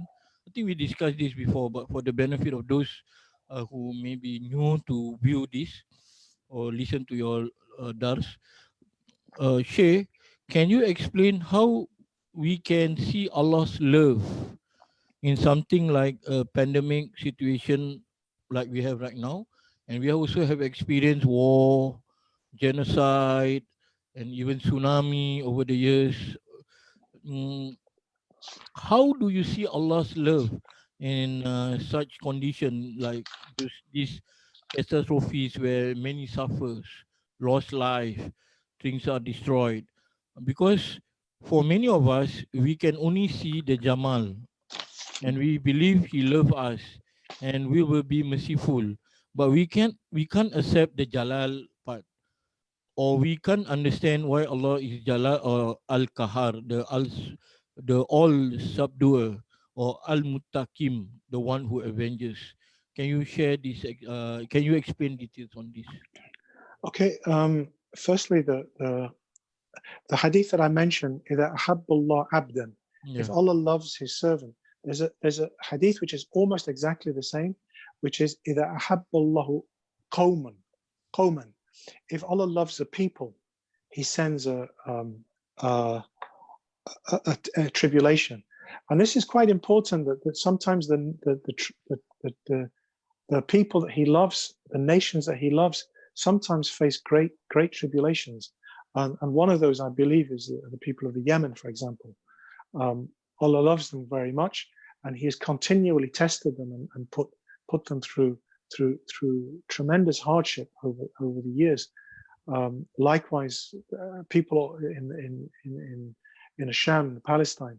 So when you look at tribulations, you can look at it as an individual and what the benefits are on those three levels that I mentioned. Three aspects of contentment on an individual level, or on the big picture. So on an individual level, I just reflect again in my own situation. Alhamdulillah, it's strange. I gave up my job recently, and one of the reasons was because I was tired of not being able. I prayed the Jum'ah, prayed the Friday prayer, but I didn't pray Jum'ah. I just went through the motions of Allahu Akbar and did all of those actions of going up and down. Yeah. I just went into the mosque, did my 2 rak'ats, listened to a bit of the khutbah sometimes, and off I went. And I was really, my mind was on my work, and I didn't enjoy Fridays. So I decided I'm going to give up my job. I'm going to work in a different kind of way, hopefully get a job where I don't have to work so hard, maybe work 3 days a week. And alhamdulillah, as soon as this happened, looking forward to Jum'ah, what happens? Allah sends the pandemic, and there's no Jum'ah. So since the time of me not working, alhamdulillah, I've not had been. So Allah tested my intention here. Also, it's a different situation now. I can't work anyway. So Allah. So on a personal level, it's I've learned a great deal about intentions and about Jum'ah, about a lot of things. And alhamdulillah, it's entertained me, at least, to think about, to reflect on this. On a personal level, I told you that Sarah has been very unwell, and it's amazing how many messages I receive from all over the world, from people who hardly know me, and some of them have no idea who Sarah is, and they just think, who's that woman he's always talking about? But they send messages, how is your wife, how is Sarah? And that's a blessing. The simple fact that two people who hardly know, or in the case don't know each other, have a feeling that Allah has put in their hearts. And my response is really, alhamdulillah, we have everything we wish for. You know, we're together, we're safe. Okay, we can't go out of the house, but alhamdulillah, we're not starving, we're not hungry, we're not tired. The house is warm enough. It's fine. And so on a personal level, this pandemic is okay. On a bigger picture, you can see subtle wisdoms in it. The pollution levels are reducing. The planet is coming back to life. There are more people coming back to God. There are more people being able to understand themselves. There's a lot of damage out there as well, but at the same time, you can start to see some subtle benefits in there. So go back to the three aspects that I just mentioned from Ghazali. If you love Allah subhanahu, if you love and your relationship is built, focus on that, and you will see that the love will overcome the pain of this pandemic. Likewise, the difficulties that we're facing, there's a bigger picture. It's okay. The mosque will still be there, inshallah, when we come out of this. And perhaps when we pray, it's going to be even more. I'm looking forward to the days when I can enjoy my Jummah. Maybe I needed to go through all of this lack of Jummah again, so that when I do get the Jummah, I'm going to enjoy it. No. And there's a subtle wisdom. So you need to look on the individual level, and as you mentioned about tsunamis and things, on the bigger level, that Allah does love people, and hopefully focus on these 3 points, inshallah. Okay, thank you, Shaykh. Inshallah, amazing explanation on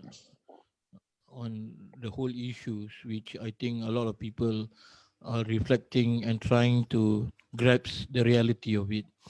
Like another question, Shaykh, I think related to the Singapore context. You know us very well. Fast-paced society, materialistic in one way or yeah. So the question is, how do we balance contentment between rezeki of dunya and our aspiration to be grateful to what we have and what we currently have? She meant that. I'm thankful that I come from a good family and have a good job that sustains me despite the current times. Even though I am thankful with my rezeki, is it wrong to feel that you need or want more in terms of rezeki, wealth, because of the high living expenses we have in Singapore? For example, we want to work hard to get more rezeki for the sake of our future family, because I wouldn't want my children to be living in a poor state and went through what I did. I want them to be growing up in a comfortable childhood and not feel that their life aspiration or education is at a disadvantage level. What's your advice? I think after answering this question, perhaps you will never invite me back to Singapore. And the reason why is because I think I've said this several times, and one of them was that there was you probably realized I've been looking for a way out of my job for some years, and one of them was I considered coming to Singapore, and I'd come to Singapore and I looked at people and I realized I can't work that hard. I don't want to work that hard. I look at people and I just think, Singaporeans work too hard. So I went to Malaysia. And my Malaysian friends are now going to hate me as well as the Singaporeans. And alhamdulillah, I was offered a job in Malaysia, which I accepted. And the reason was because, for two reasons. Singaporeans, like I say, in my observation, is you work too hard. You know, everything is just too focused. It's just so goal-driven that I just can't cope with that. And I need to chill. And alhamdulillah, my Malaysian friends seemed a little less intense. This may be, this is my experience. And so I took this job in Malaysia. And alhamdulillah, Sarah decided she didn't want to go. But alhamdulillah, she's content with whatever I decide. So we took the job, we were about to come, and then, as I mentioned, Sarah became ill, and because of her oxygen requirements, she will never get on a plane again, and so therefore getting to Malaysia is not realistic. So Allah planned something better, something different and better. So I'm no longer possibly going to be working in Singapore or in Malaysia. How am I trying to answer this question? Is that I understand what the questioner is saying, and it's difficult. What's more difficult is not the desire to earn and the need to have this intense way, is actually the pressure that people put on themselves. And although I'm joking about you working too hard, what I am really more worried about than anything else, and this is now speaking from my heart, is not that I think you work too hard, which I do think, but actually I think many of you damage each other by the wrongful expectations that are put on each other by the society that you live in. I think Singapore has a society where expectations are causing tremendous difficulty to the younger generation.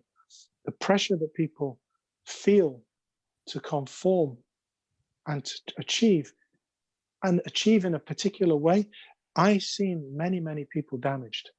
And this is not just Singapore, it's something that was noticed in Japan and many other places. Why are these places, why did heavy metal, and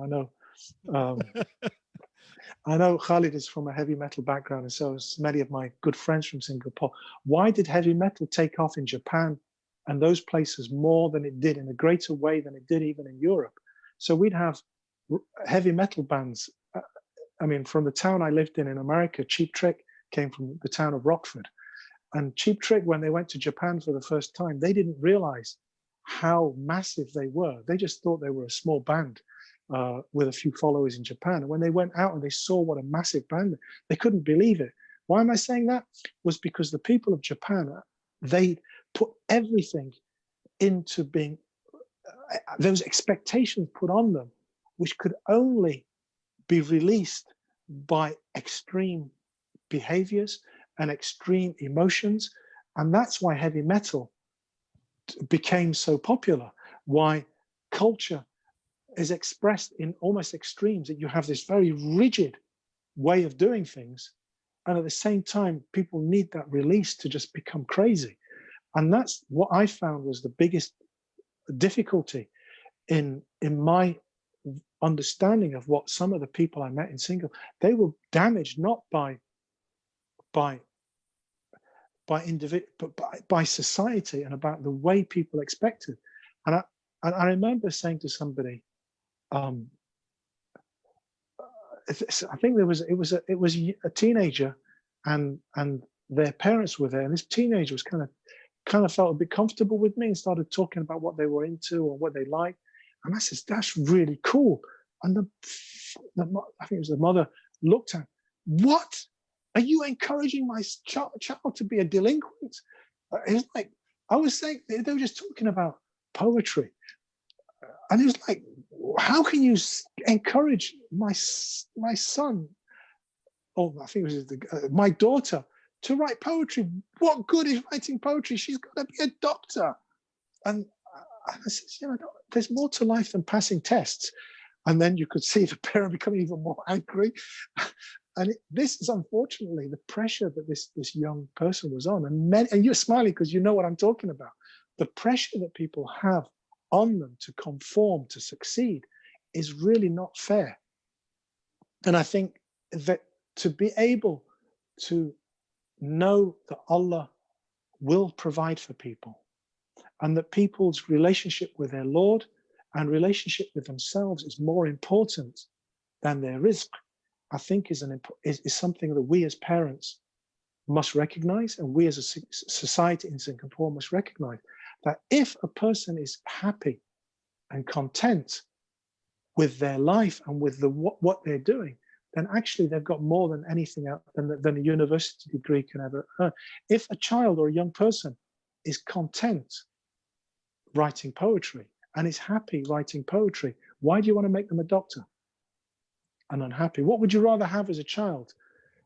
A happy bus driver who writes poetry and smiles at people and prays and loves his Lord, or a doctor who is unhappy? What do you want from your children? What do you want from society? What do you want from yourself? And if we can go back to those questions about where does contentment come in your life compared to rizq, which is essentially what the question is. Contentment, وَرِضْوَانٌ مِّنَ اللَّهِ أَكْبَرُ. Allah's pleasure is higher than anything else. And if your child Allah is pleased with him and he's pleased with Allah, that child is, you should bless yourself. You should thank yourself. You should say to yourself, my child fasts, my child prays, my child is a good person, my child is happy. And if you can say that, but he's not a doctor, and still be happy, then you should be pleased with your child. And I think that's one of the things I think and I count myself as Singaporean in this sense. And Habib Hassan once said, don't worry, Abdul Aziz is taking nationality. And this is before I married Sarah, because the implication of that is another story, but anyway, we'll leave that for another day. But I count myself here in this sentence as a Singaporean, that we need to understand contentment and happiness in a different way, and that if somebody is happy and content, it doesn't matter what their job is and how much money they earn or what their degree is. And you should look to somebody with jealousy. And ghibta is a meaning of envy, but it's a positive meaning. You should have ghibta. You should have this almost jealousy of people who are happy. Inshallah. You should have ghibta not of the doctors, of the professors, of the rich people. You should have ghibta of people who are happy. And if they're happy, you should be happy for them. Inshallah. Thank you, Shaykh, for your explanation on contentment and happiness. What is the reality of it? Alhamdulillah, we learned something today. Shaykh, this next question is a bit long. I tried to rephrase and cut it short. It's about this sister. She said, Shaykh, 2 years ago, I attended Sacred Path of Love. You were one of the speakers. You inspire me a lot. You changed my life and how I see things in life. I used to work as a hostess in Singapore. And throughout that journey or that work career, I gotten myself a sexually transmitted disease. But alhamdulillah, after 4 years, I'm coping well and I'm better. Doctor said that I'm cured. But I enjoyed, or not say enjoyed, I would say I'm happy to attend your lectures from last week, anger, today's love and contentment. Somehow it build up what I went through in my life. Right? But right now I have still have some resentment, and sometimes at certain point in my life it trigger me, like whether I should got married or should I seek something better career path. Sometimes I'm angry with myself. So how do I find that love from Allah and contentment, despite I'm already starting to pray and do whatever that is in Rukun Islam and so on. So yeah. I think one of the most important things for the sister, and may Allah give her increase and blessing and continue for her to grow, is not dissimilar to the lady I was referring to earlier about that was involved in drugs. You know, it doesn't really matter where you came from. What's important is where you're going to and where you're coming, because that's all part of the path to where you hope to be in the future. And alhamdulillah, what's past is past, and you are where you are now, and you need to do certain things. And one of those is just sometimes just to stop, just calm, say alhamdulillah, praise be to Allah, thank you for where I'm at. And the more opportunities you get to be able to just stop for a minute and just say alhamdulillah, you'll start to feel a level of contentment that will just come from that process. Because sometimes the word alhamdulillah encompasses everything. Ibn Juzay al-Kalbi, one of the great commentators on the Quran, in the beginning of his tafsir of Quran, commentary on the Quran, he goes into a discussion about which is the biggest, the most important phrase. the biggest dhikr, so to speak. And he concludes that it's not La ilaha illallah, which is there's no God but Allah, which is normally understood to be, and there's many hadith to say this is the greatest dhikr, but is actually Alhamdulillah. And he argues and he explains with other hadith and logical and lots of tafsir, is because Alhamdulillah encompasses La ilaha illallah. Because when you say Alhamdulillah to Allah, the lillah to Allah means only Allah and nobody else. The one who took this person from the difficult situation that she was in and put her in the healthy, pure, clean situation she's in now is Allah. And she needs to know that Allah loves her. Why? And He loves her more than she can imagine. Why? Because He took her from that situation and cleansed her. He literally, and she knows what I'm talking about. He cleansed her. And Allah says, and He loves those who purify themselves, and He loves those who turn back, and He loves those who seek to purify. So she should know that Allah loves her, and every once in a while, and I think every day is a good time, just for a few minutes, Alhamdulillah, Allah loves me. Maybe nobody else loves me, and that's what many of us will feel. Doesn't matter. But I know Allah loves me because He took me from there to where I'm at, and He'll take me somewhere better. And I think if I could just recap on a story that I think I told previously about a girl who was not Muslim and had no understanding, had no connection to Islam. And one day she went out, as was once in those days in her life, to go out and to get drunk and find somebody to sleep with. So she went out, got drunk, found somebody to sleep with. They went to a hotel, and that night, as they were about to complete what she'd intended, he went to the bathroom. She was on the bed. She fell asleep. When he came back to finish what they'd intended, she pushed him away because she was disturbed. She ran out. She left the hotel, and they didn't have intercourse. So she went home. She jumped into the bath. She washed, and she just felt dirty. And that night, she tried to sleep. She couldn't sleep. She went back. She showered, and she kept doing this all night. That was a Saturday night. Sunday, she still couldn't cope with the state she was in. The Monday, she couldn't. She took the day off work. Eventually, after a couple of days, she came back to work, and she didn't want to tell anybody what had happened. But one lady came up and asked, "So why were you off? You off work?" And she looked at her and she told her the whole story. And she said, "I got to the hotel. I was drunk. I was about to sleep with this guy, and I fell asleep. And I dreamt that there was a book on the side of my table, and this book was shining a light, and it really scared me. So I just jumped out of bed and ran home, and I just felt dirty. And I don't know what the dream was about, and it just disturbed me so much." And this girl that she was telling the story to was a Muslim. And she says, "Oh, don't worry, that was a Quran." And she left. And this lady, "What's a Quran?" So she went away and she found a translation of Quran, what a Quran was, first of all, the book of the Muslims. She found it. She found a translation to her language. She read through it and she became Muslim. And I know that Allah loves her. Why? Because Allah loves those who turn back to Him and who want to cleanse themselves. So if somebody asks me, have I met anybody who I know Allah loves? It's this girl. How do I know? It's because she was drunk and wanted to sleep with somebody, and Allah subhanahu wa ta'ala pulled her out of that. So this sister who's been blessed with being in the situation she's in should just sit for a minute and just say, Alhamdulillah, I'm content, I'm pleased, and I'm happy. I'm grateful to Allah for what He's given me. And in that, Alhamdulillah, ask for increase, because Allah says, وَلَئِن شَكَرْتُمْ لَأَزِيدَنَّكُمْ.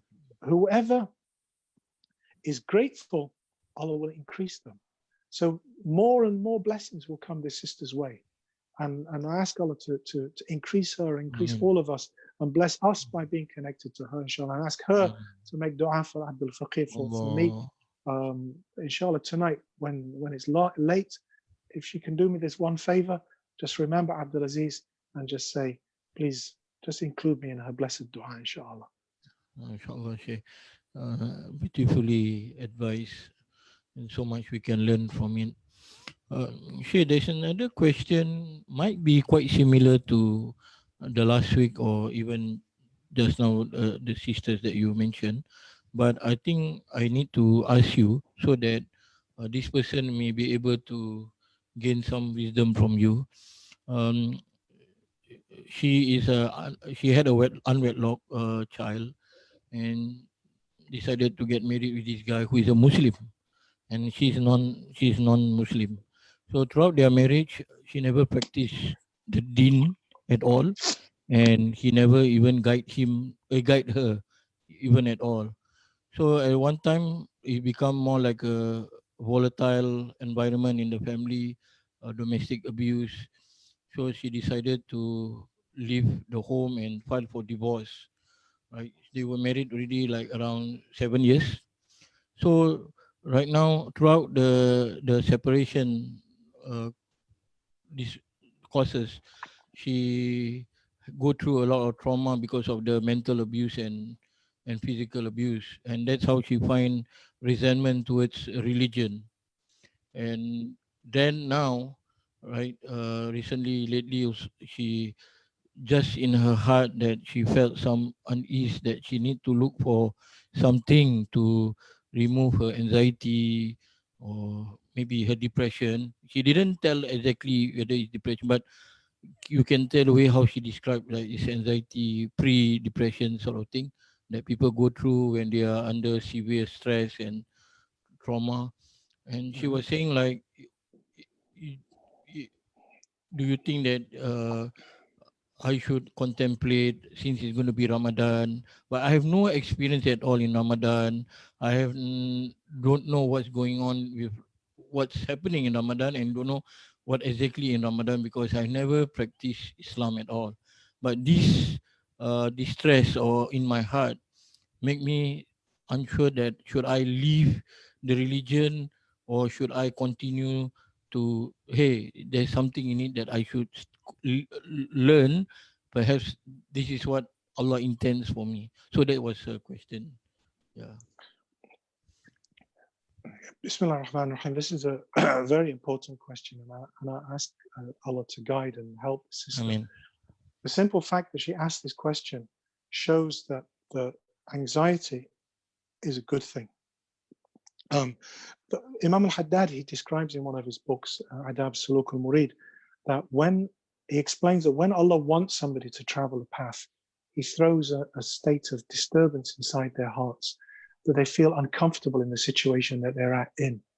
And this is consistent with a number of hadith, but it's a very beautiful description of what's happening to the sister, that there's a disturbance there. Now, how does this disturbance lead to tranquility? The only way for it to lead to tranquility is to recognize what it is, and then to recognize where it came from, and to ask God, to ask Allah subhanahu wa ta'ala to bring a state of peace to her heart.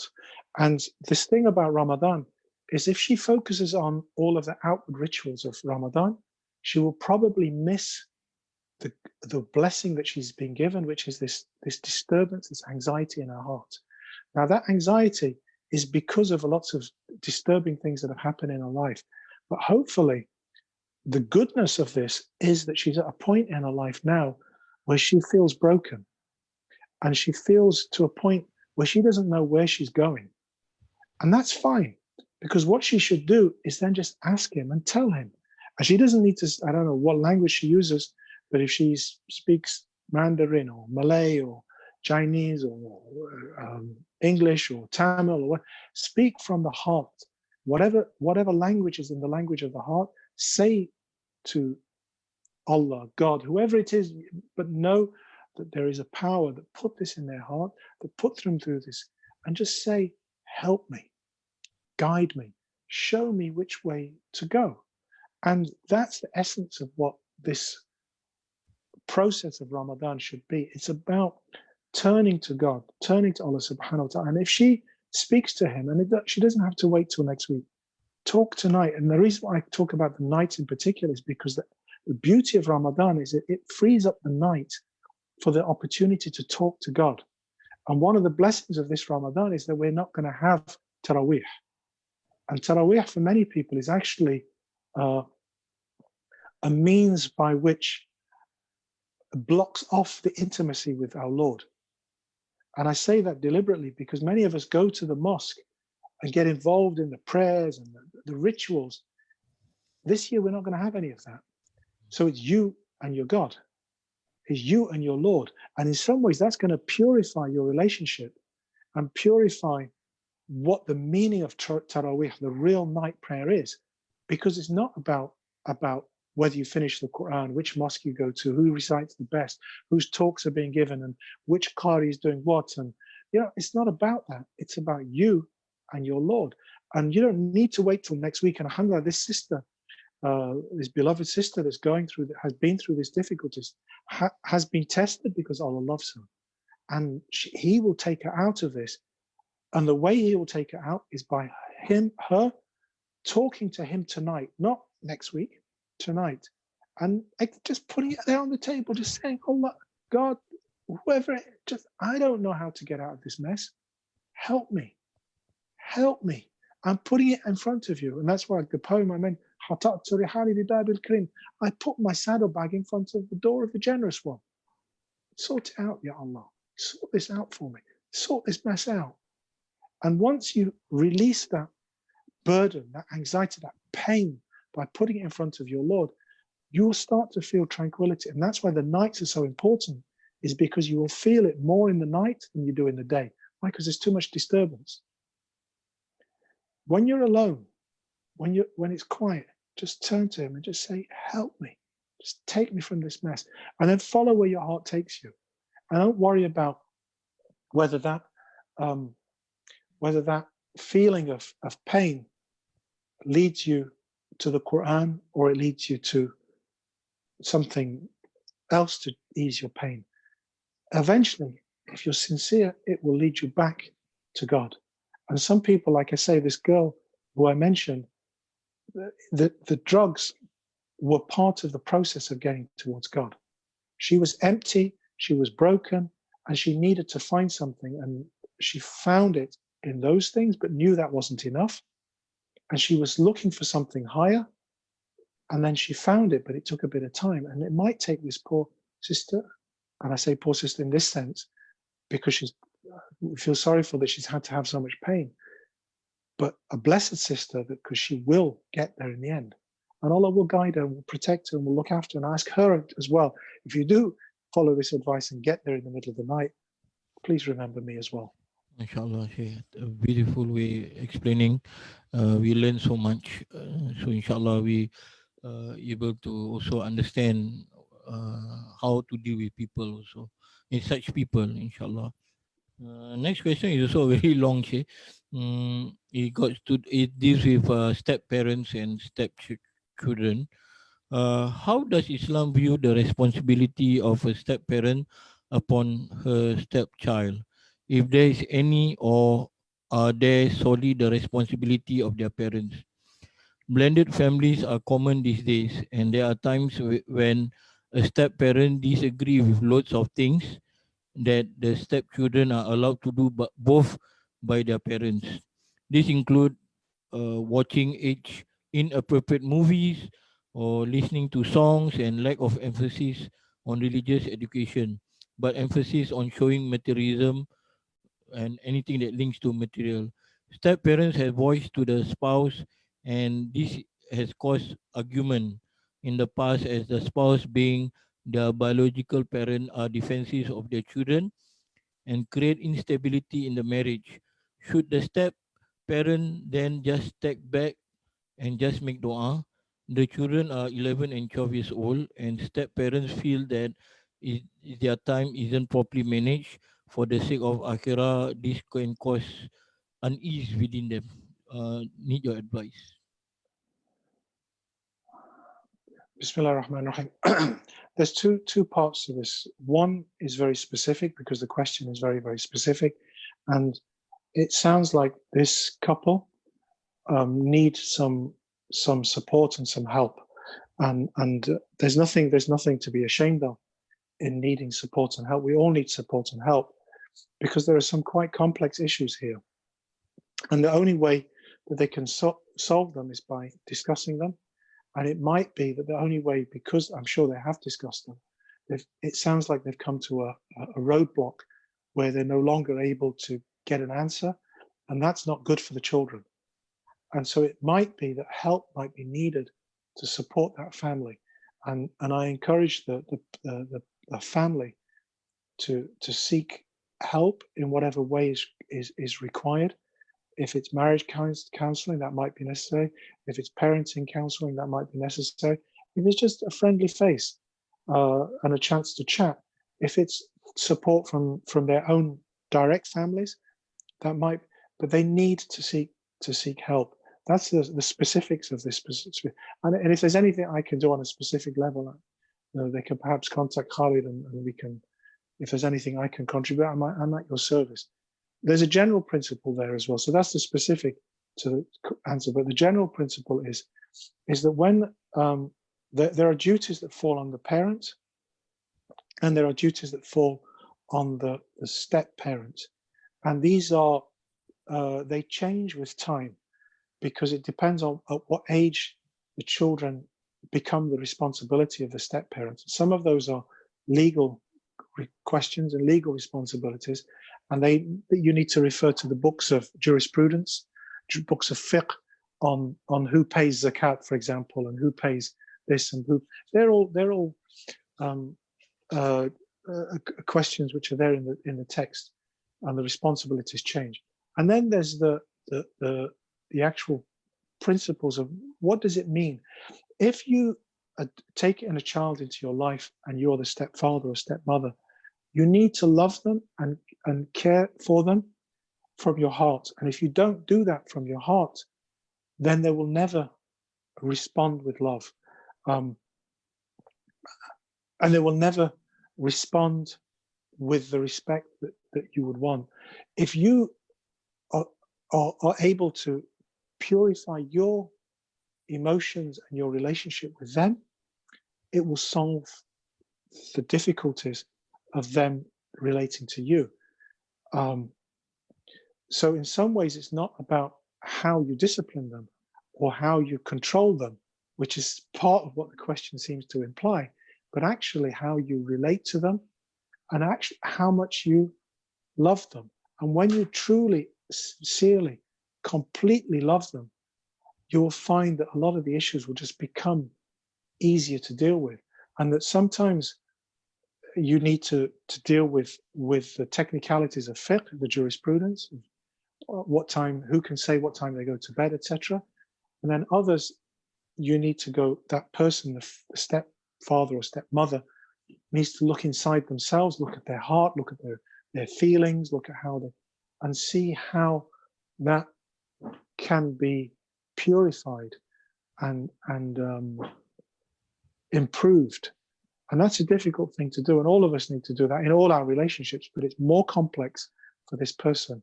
And likewise, the birth parent. Okay, thank you very much for the explanation, mashallah. Shaykh, the next question is about friendship. I try to rephrase also, it's very long. The core of the question is how do we handle and dealing with humiliation, right? He said that he has a friend who he knows for the past 10 years and they have been attending dars, majlis zikir, meeting the shuyukh and so on.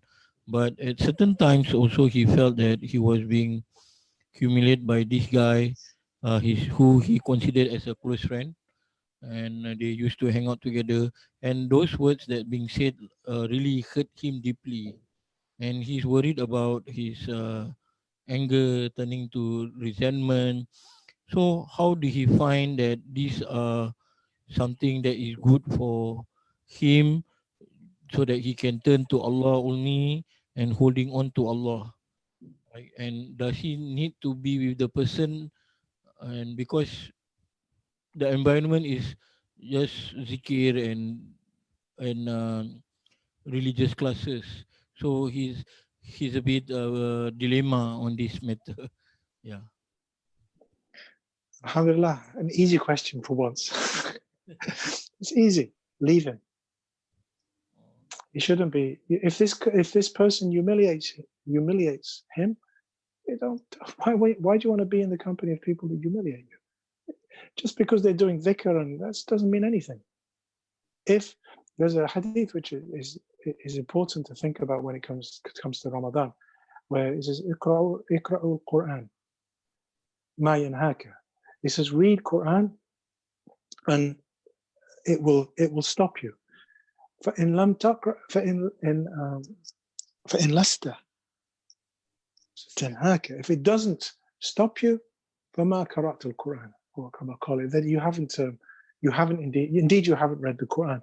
What it means is that this Quran, if you're reading Quran, but it's not giving you any good character, it's not improving your character, what was the point of reading the Quran?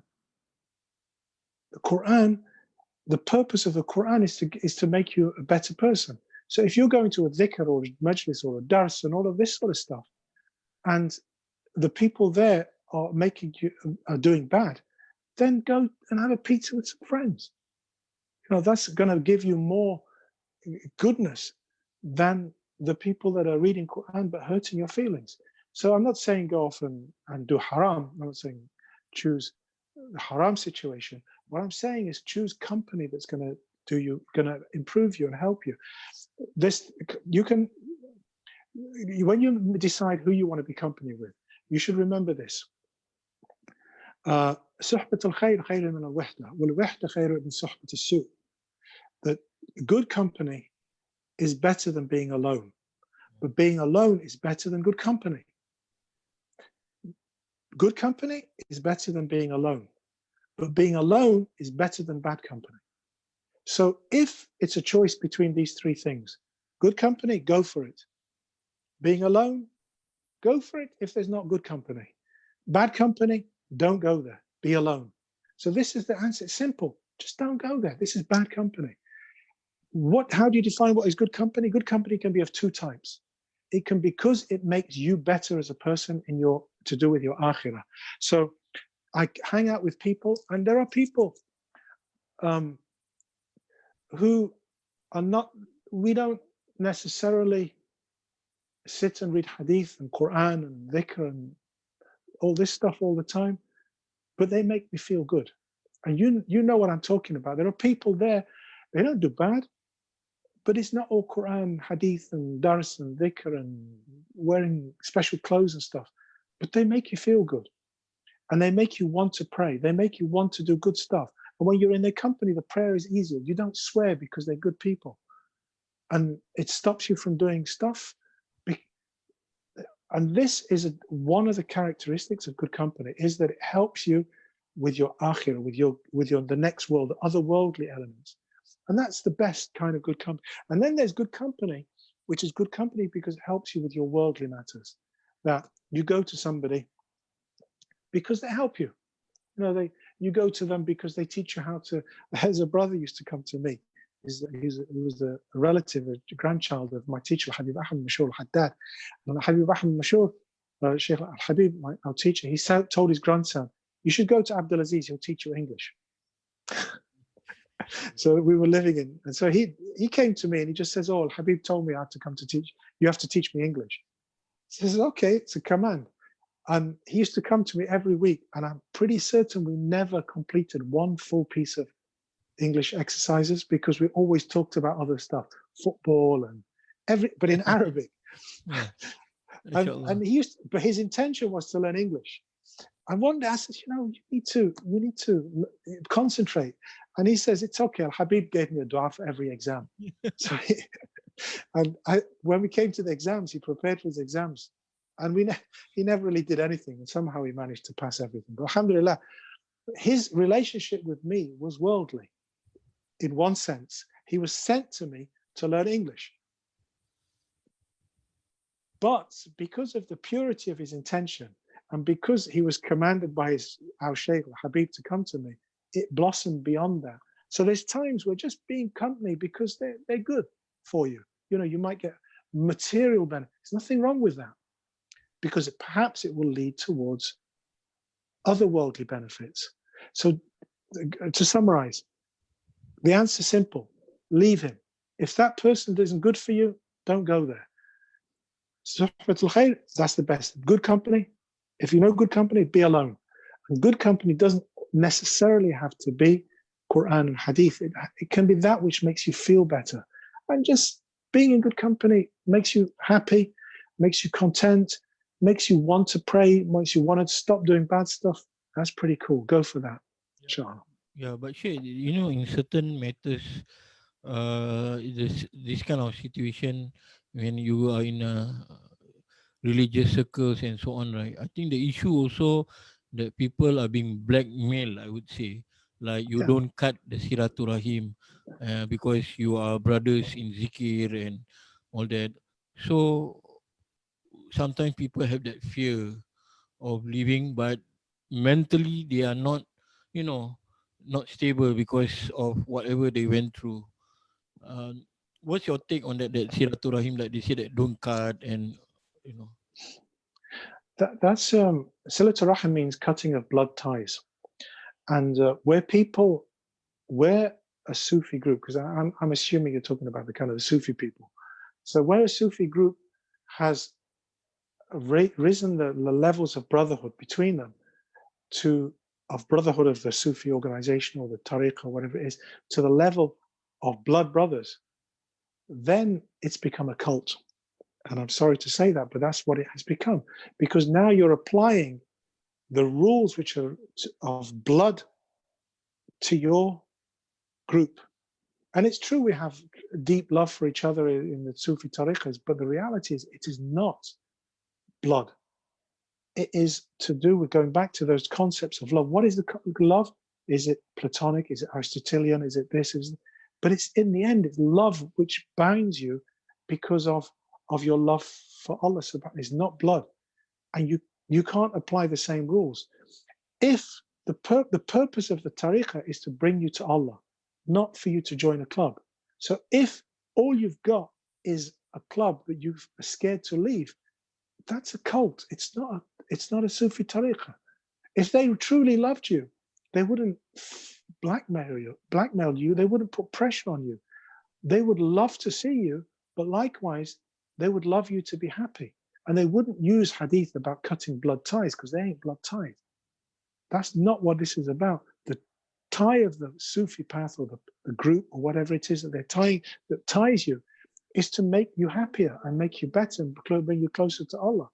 And the people that I mentioned, I called Al-Habib Hassan, he's my beloved, Maulana Afifuddin. The people that go to these people, alhamdulillah, one of the biggest blessings that I've ever had was when Maulana Afifuddin came to my house in Nottingham. Inshallah. It's like I can't imagine what, and I wasn't even there. I was there to introduce him to my brother, to my sister-in-law, to my best friend Abdul, and these people, all of these beloved people. And then I left, and I left deliberately because we had an appointment where we had to give a dars. So I went there to give the dars, and I was going to talk forever if I needed to, because I didn't want Shaykh Afifuddin to leave to come to the dars. I'm kind of making du'as, I'm talking, keep him there as long as possible. Why? Not because they were part of our tariqah, our path, our group, our Sufi stuff. It was nothing to do. It's because Shaykh Maulana Afifuddin is the loveliest man, one of the loveliest men I've ever met. It's not to do with the tariqah, the path, the group. I didn't want to initiate them into some club. All I wanted them to do was to see this beautiful man. And the biggest blessing that I ever had was when a week or so later, he called me. Maulana Afifuddin called me and he said how happy he was to meet my family. It was like I'd been to Jannah and come back, and it was like, I don't need anything more in my life. I've got it. And when your love is based on that kind of love, then it's beautiful. When it's built on, oh, you're not part of my club, you don't deserve to be with Shaykh Afifuddin. You can't not go to Shaykh Afifuddin's dars because you're not part of our Qadri business. Shaykh Afifuddin was not like that. Is not like that in any way. He's my Shaykh. That's what Shaykhs would. And whoever's associated with him are associated, like most Muslim Tottenham Hotspurs fans, most Spurs fans. You know, I love them. Why? Because two of my closest friends, Anwar, who I associate with Shaykh Afifuddin, and Khalid, because I associate with Shaykh Ahmed Tijani.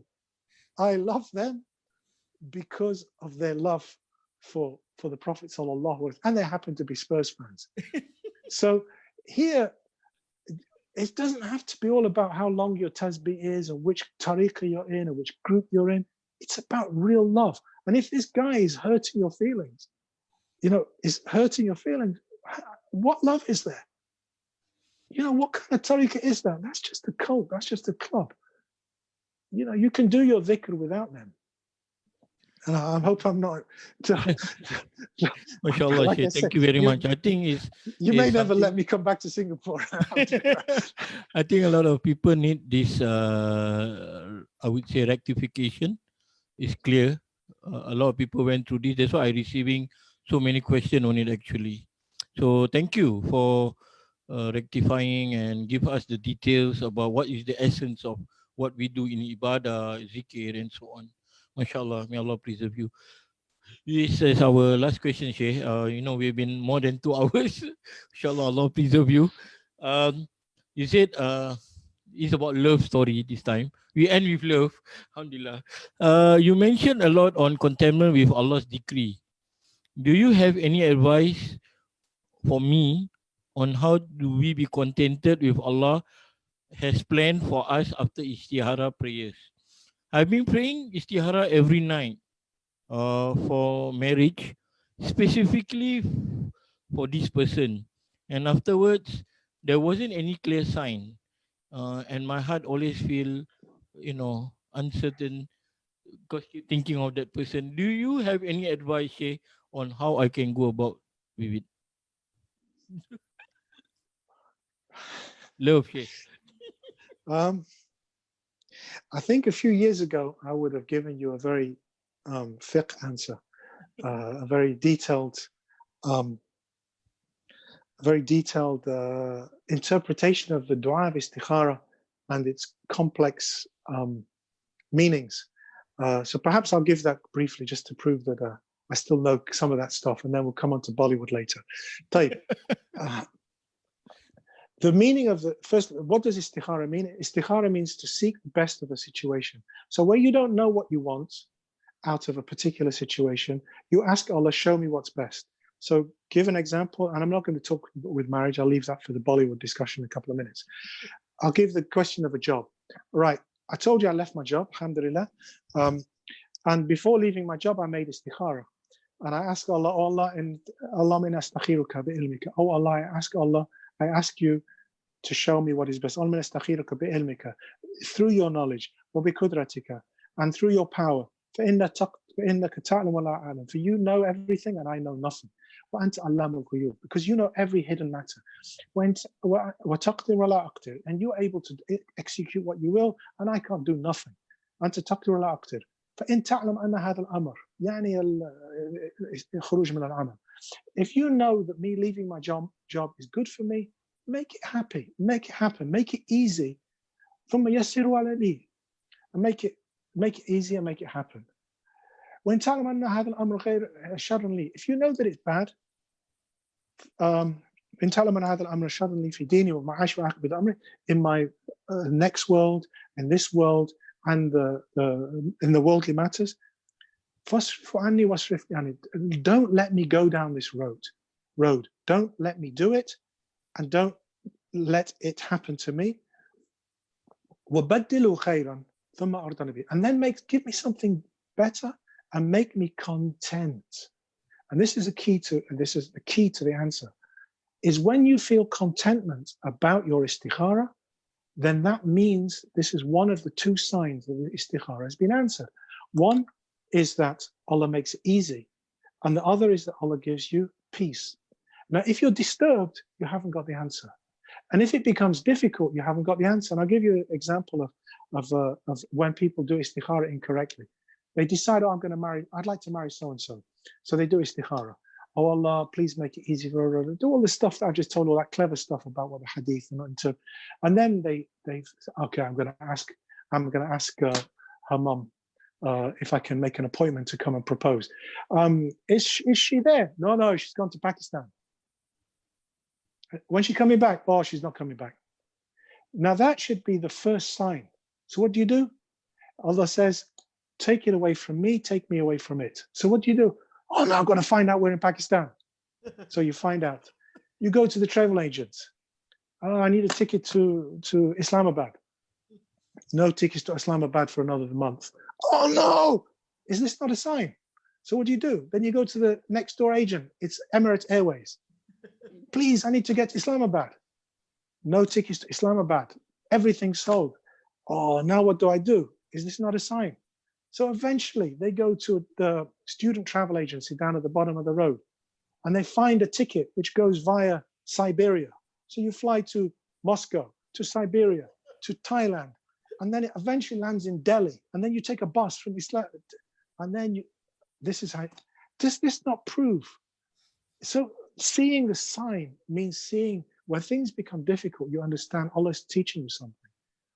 And then you need to feel this contentment that actually, like I said, I made istikhara for coming to Singapore and it didn't happen. And Allah offered me a job in Malaysia instead. In fact, I was offered the job in Malaysia while I was in Singapore. The people came from, said, please, would you just accept this? So this is my, alhamdulillah, I wanted to live near to Habib Hassan, near to Khalid. I want to live near to other friends. I want to be in Singapore, but Allah's planned I'm going to be in Malaysia. I was content. So I know that it was right. So I went down the route. What happened?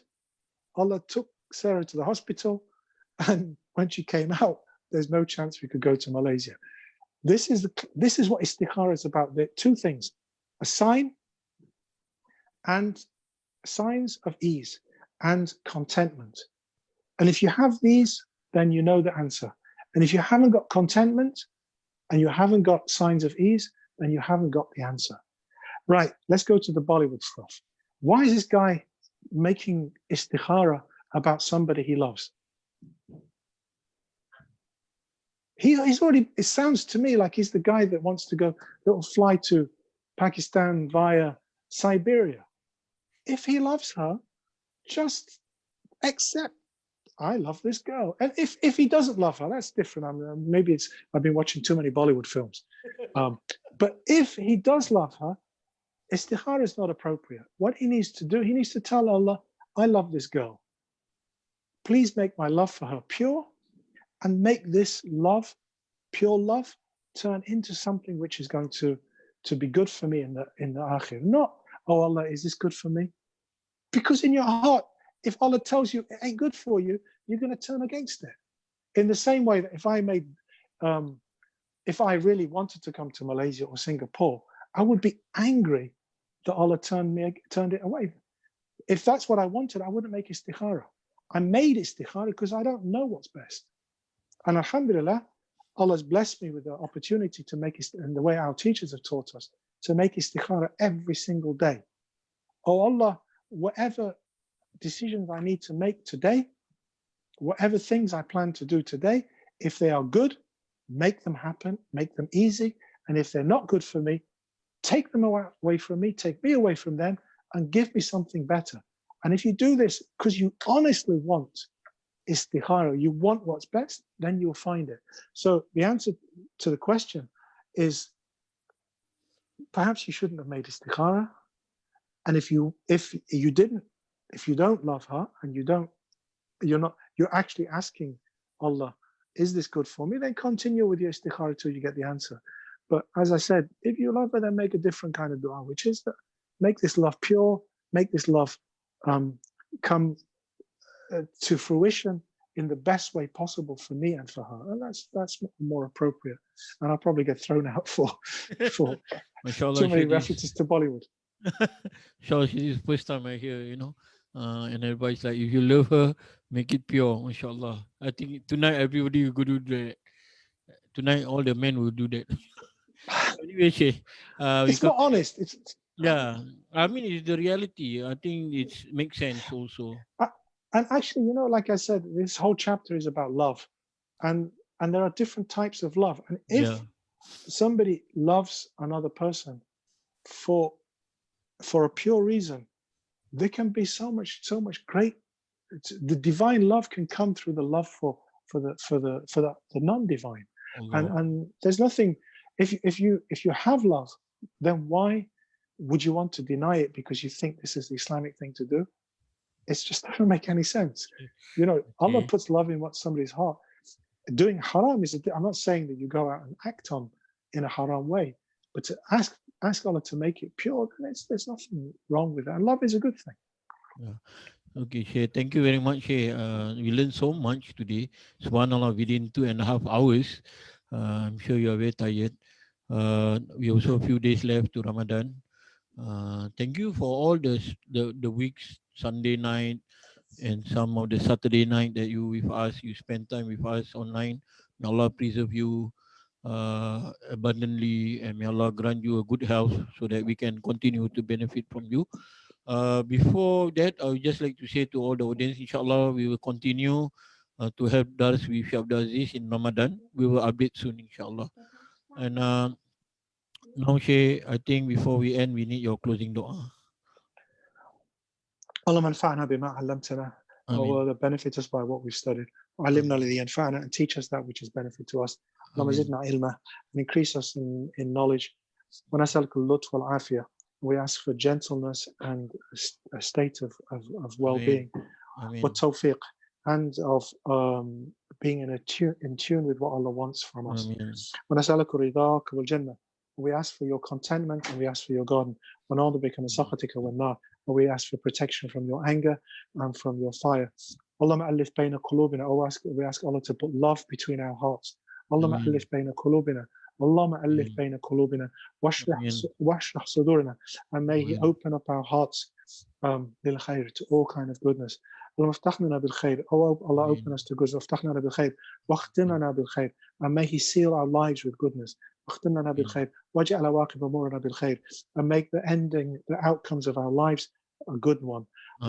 واجعل آخر دعوانا أن الحمد لله رب العالمين. We ask our last words be الحمد لله رب العالمين. ربنا تقبل منا إنك أنت السميع العليم وتب علينا إنك أنت التواب الرحيم. ربنا آتنا في الدنيا حسنة وفي الآخرة حسنة وقنا عذاب النار. Amen.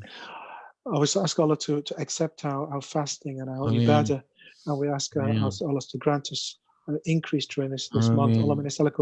اللهم نسألك زيادة في الدين وبركة في العمر وصحة في الجسد والسعة في الرزق وتوبة قبل الموت وشهادة عند الموت ومغفرة بعد الموت وعفوا عند الحساب وأمانة من العذاب ونصيب من الجنة ورزقنا النظر إلى وجهك الكريم. وصلى اللهم على سيدنا محمد وآله وصحبه وسلم. وصلى اللهم على سيدنا محمد وآله وصحبه وسلم. الفاتح لما أغلق والخاتم لما سبق ناصر الحق والهادي إلى صراطك المستقيم وعلى آله وصحبه وسلم. سبحان ربك رب العزة عما يصفون وسلام على المرسلين الحمد لله رب العالمين. Thank you very much, Sheikh. We hope to see you again, inshallah, next week. Inshallah. In Ramadan. May Allah preserve you and your family. See you again. Assalamu alaikum. Wa alaikum assalam. Just a few announcements, as we mentioned before, just now, before we end the Dars. Inshallah, we are going to have Dars with Shaykh Aziz every day, but a different timing on Tafsir Quran. Look out for the updates. And also on every Sunday, Shaykh will still continue with the teaching of Imam Ghazali with different topic from the 40 principles of the Deen. And don't forget to also contribute or sponsor some money for our hospital project in Senegal. You can check it out on our Facebook and our Instagram, the details.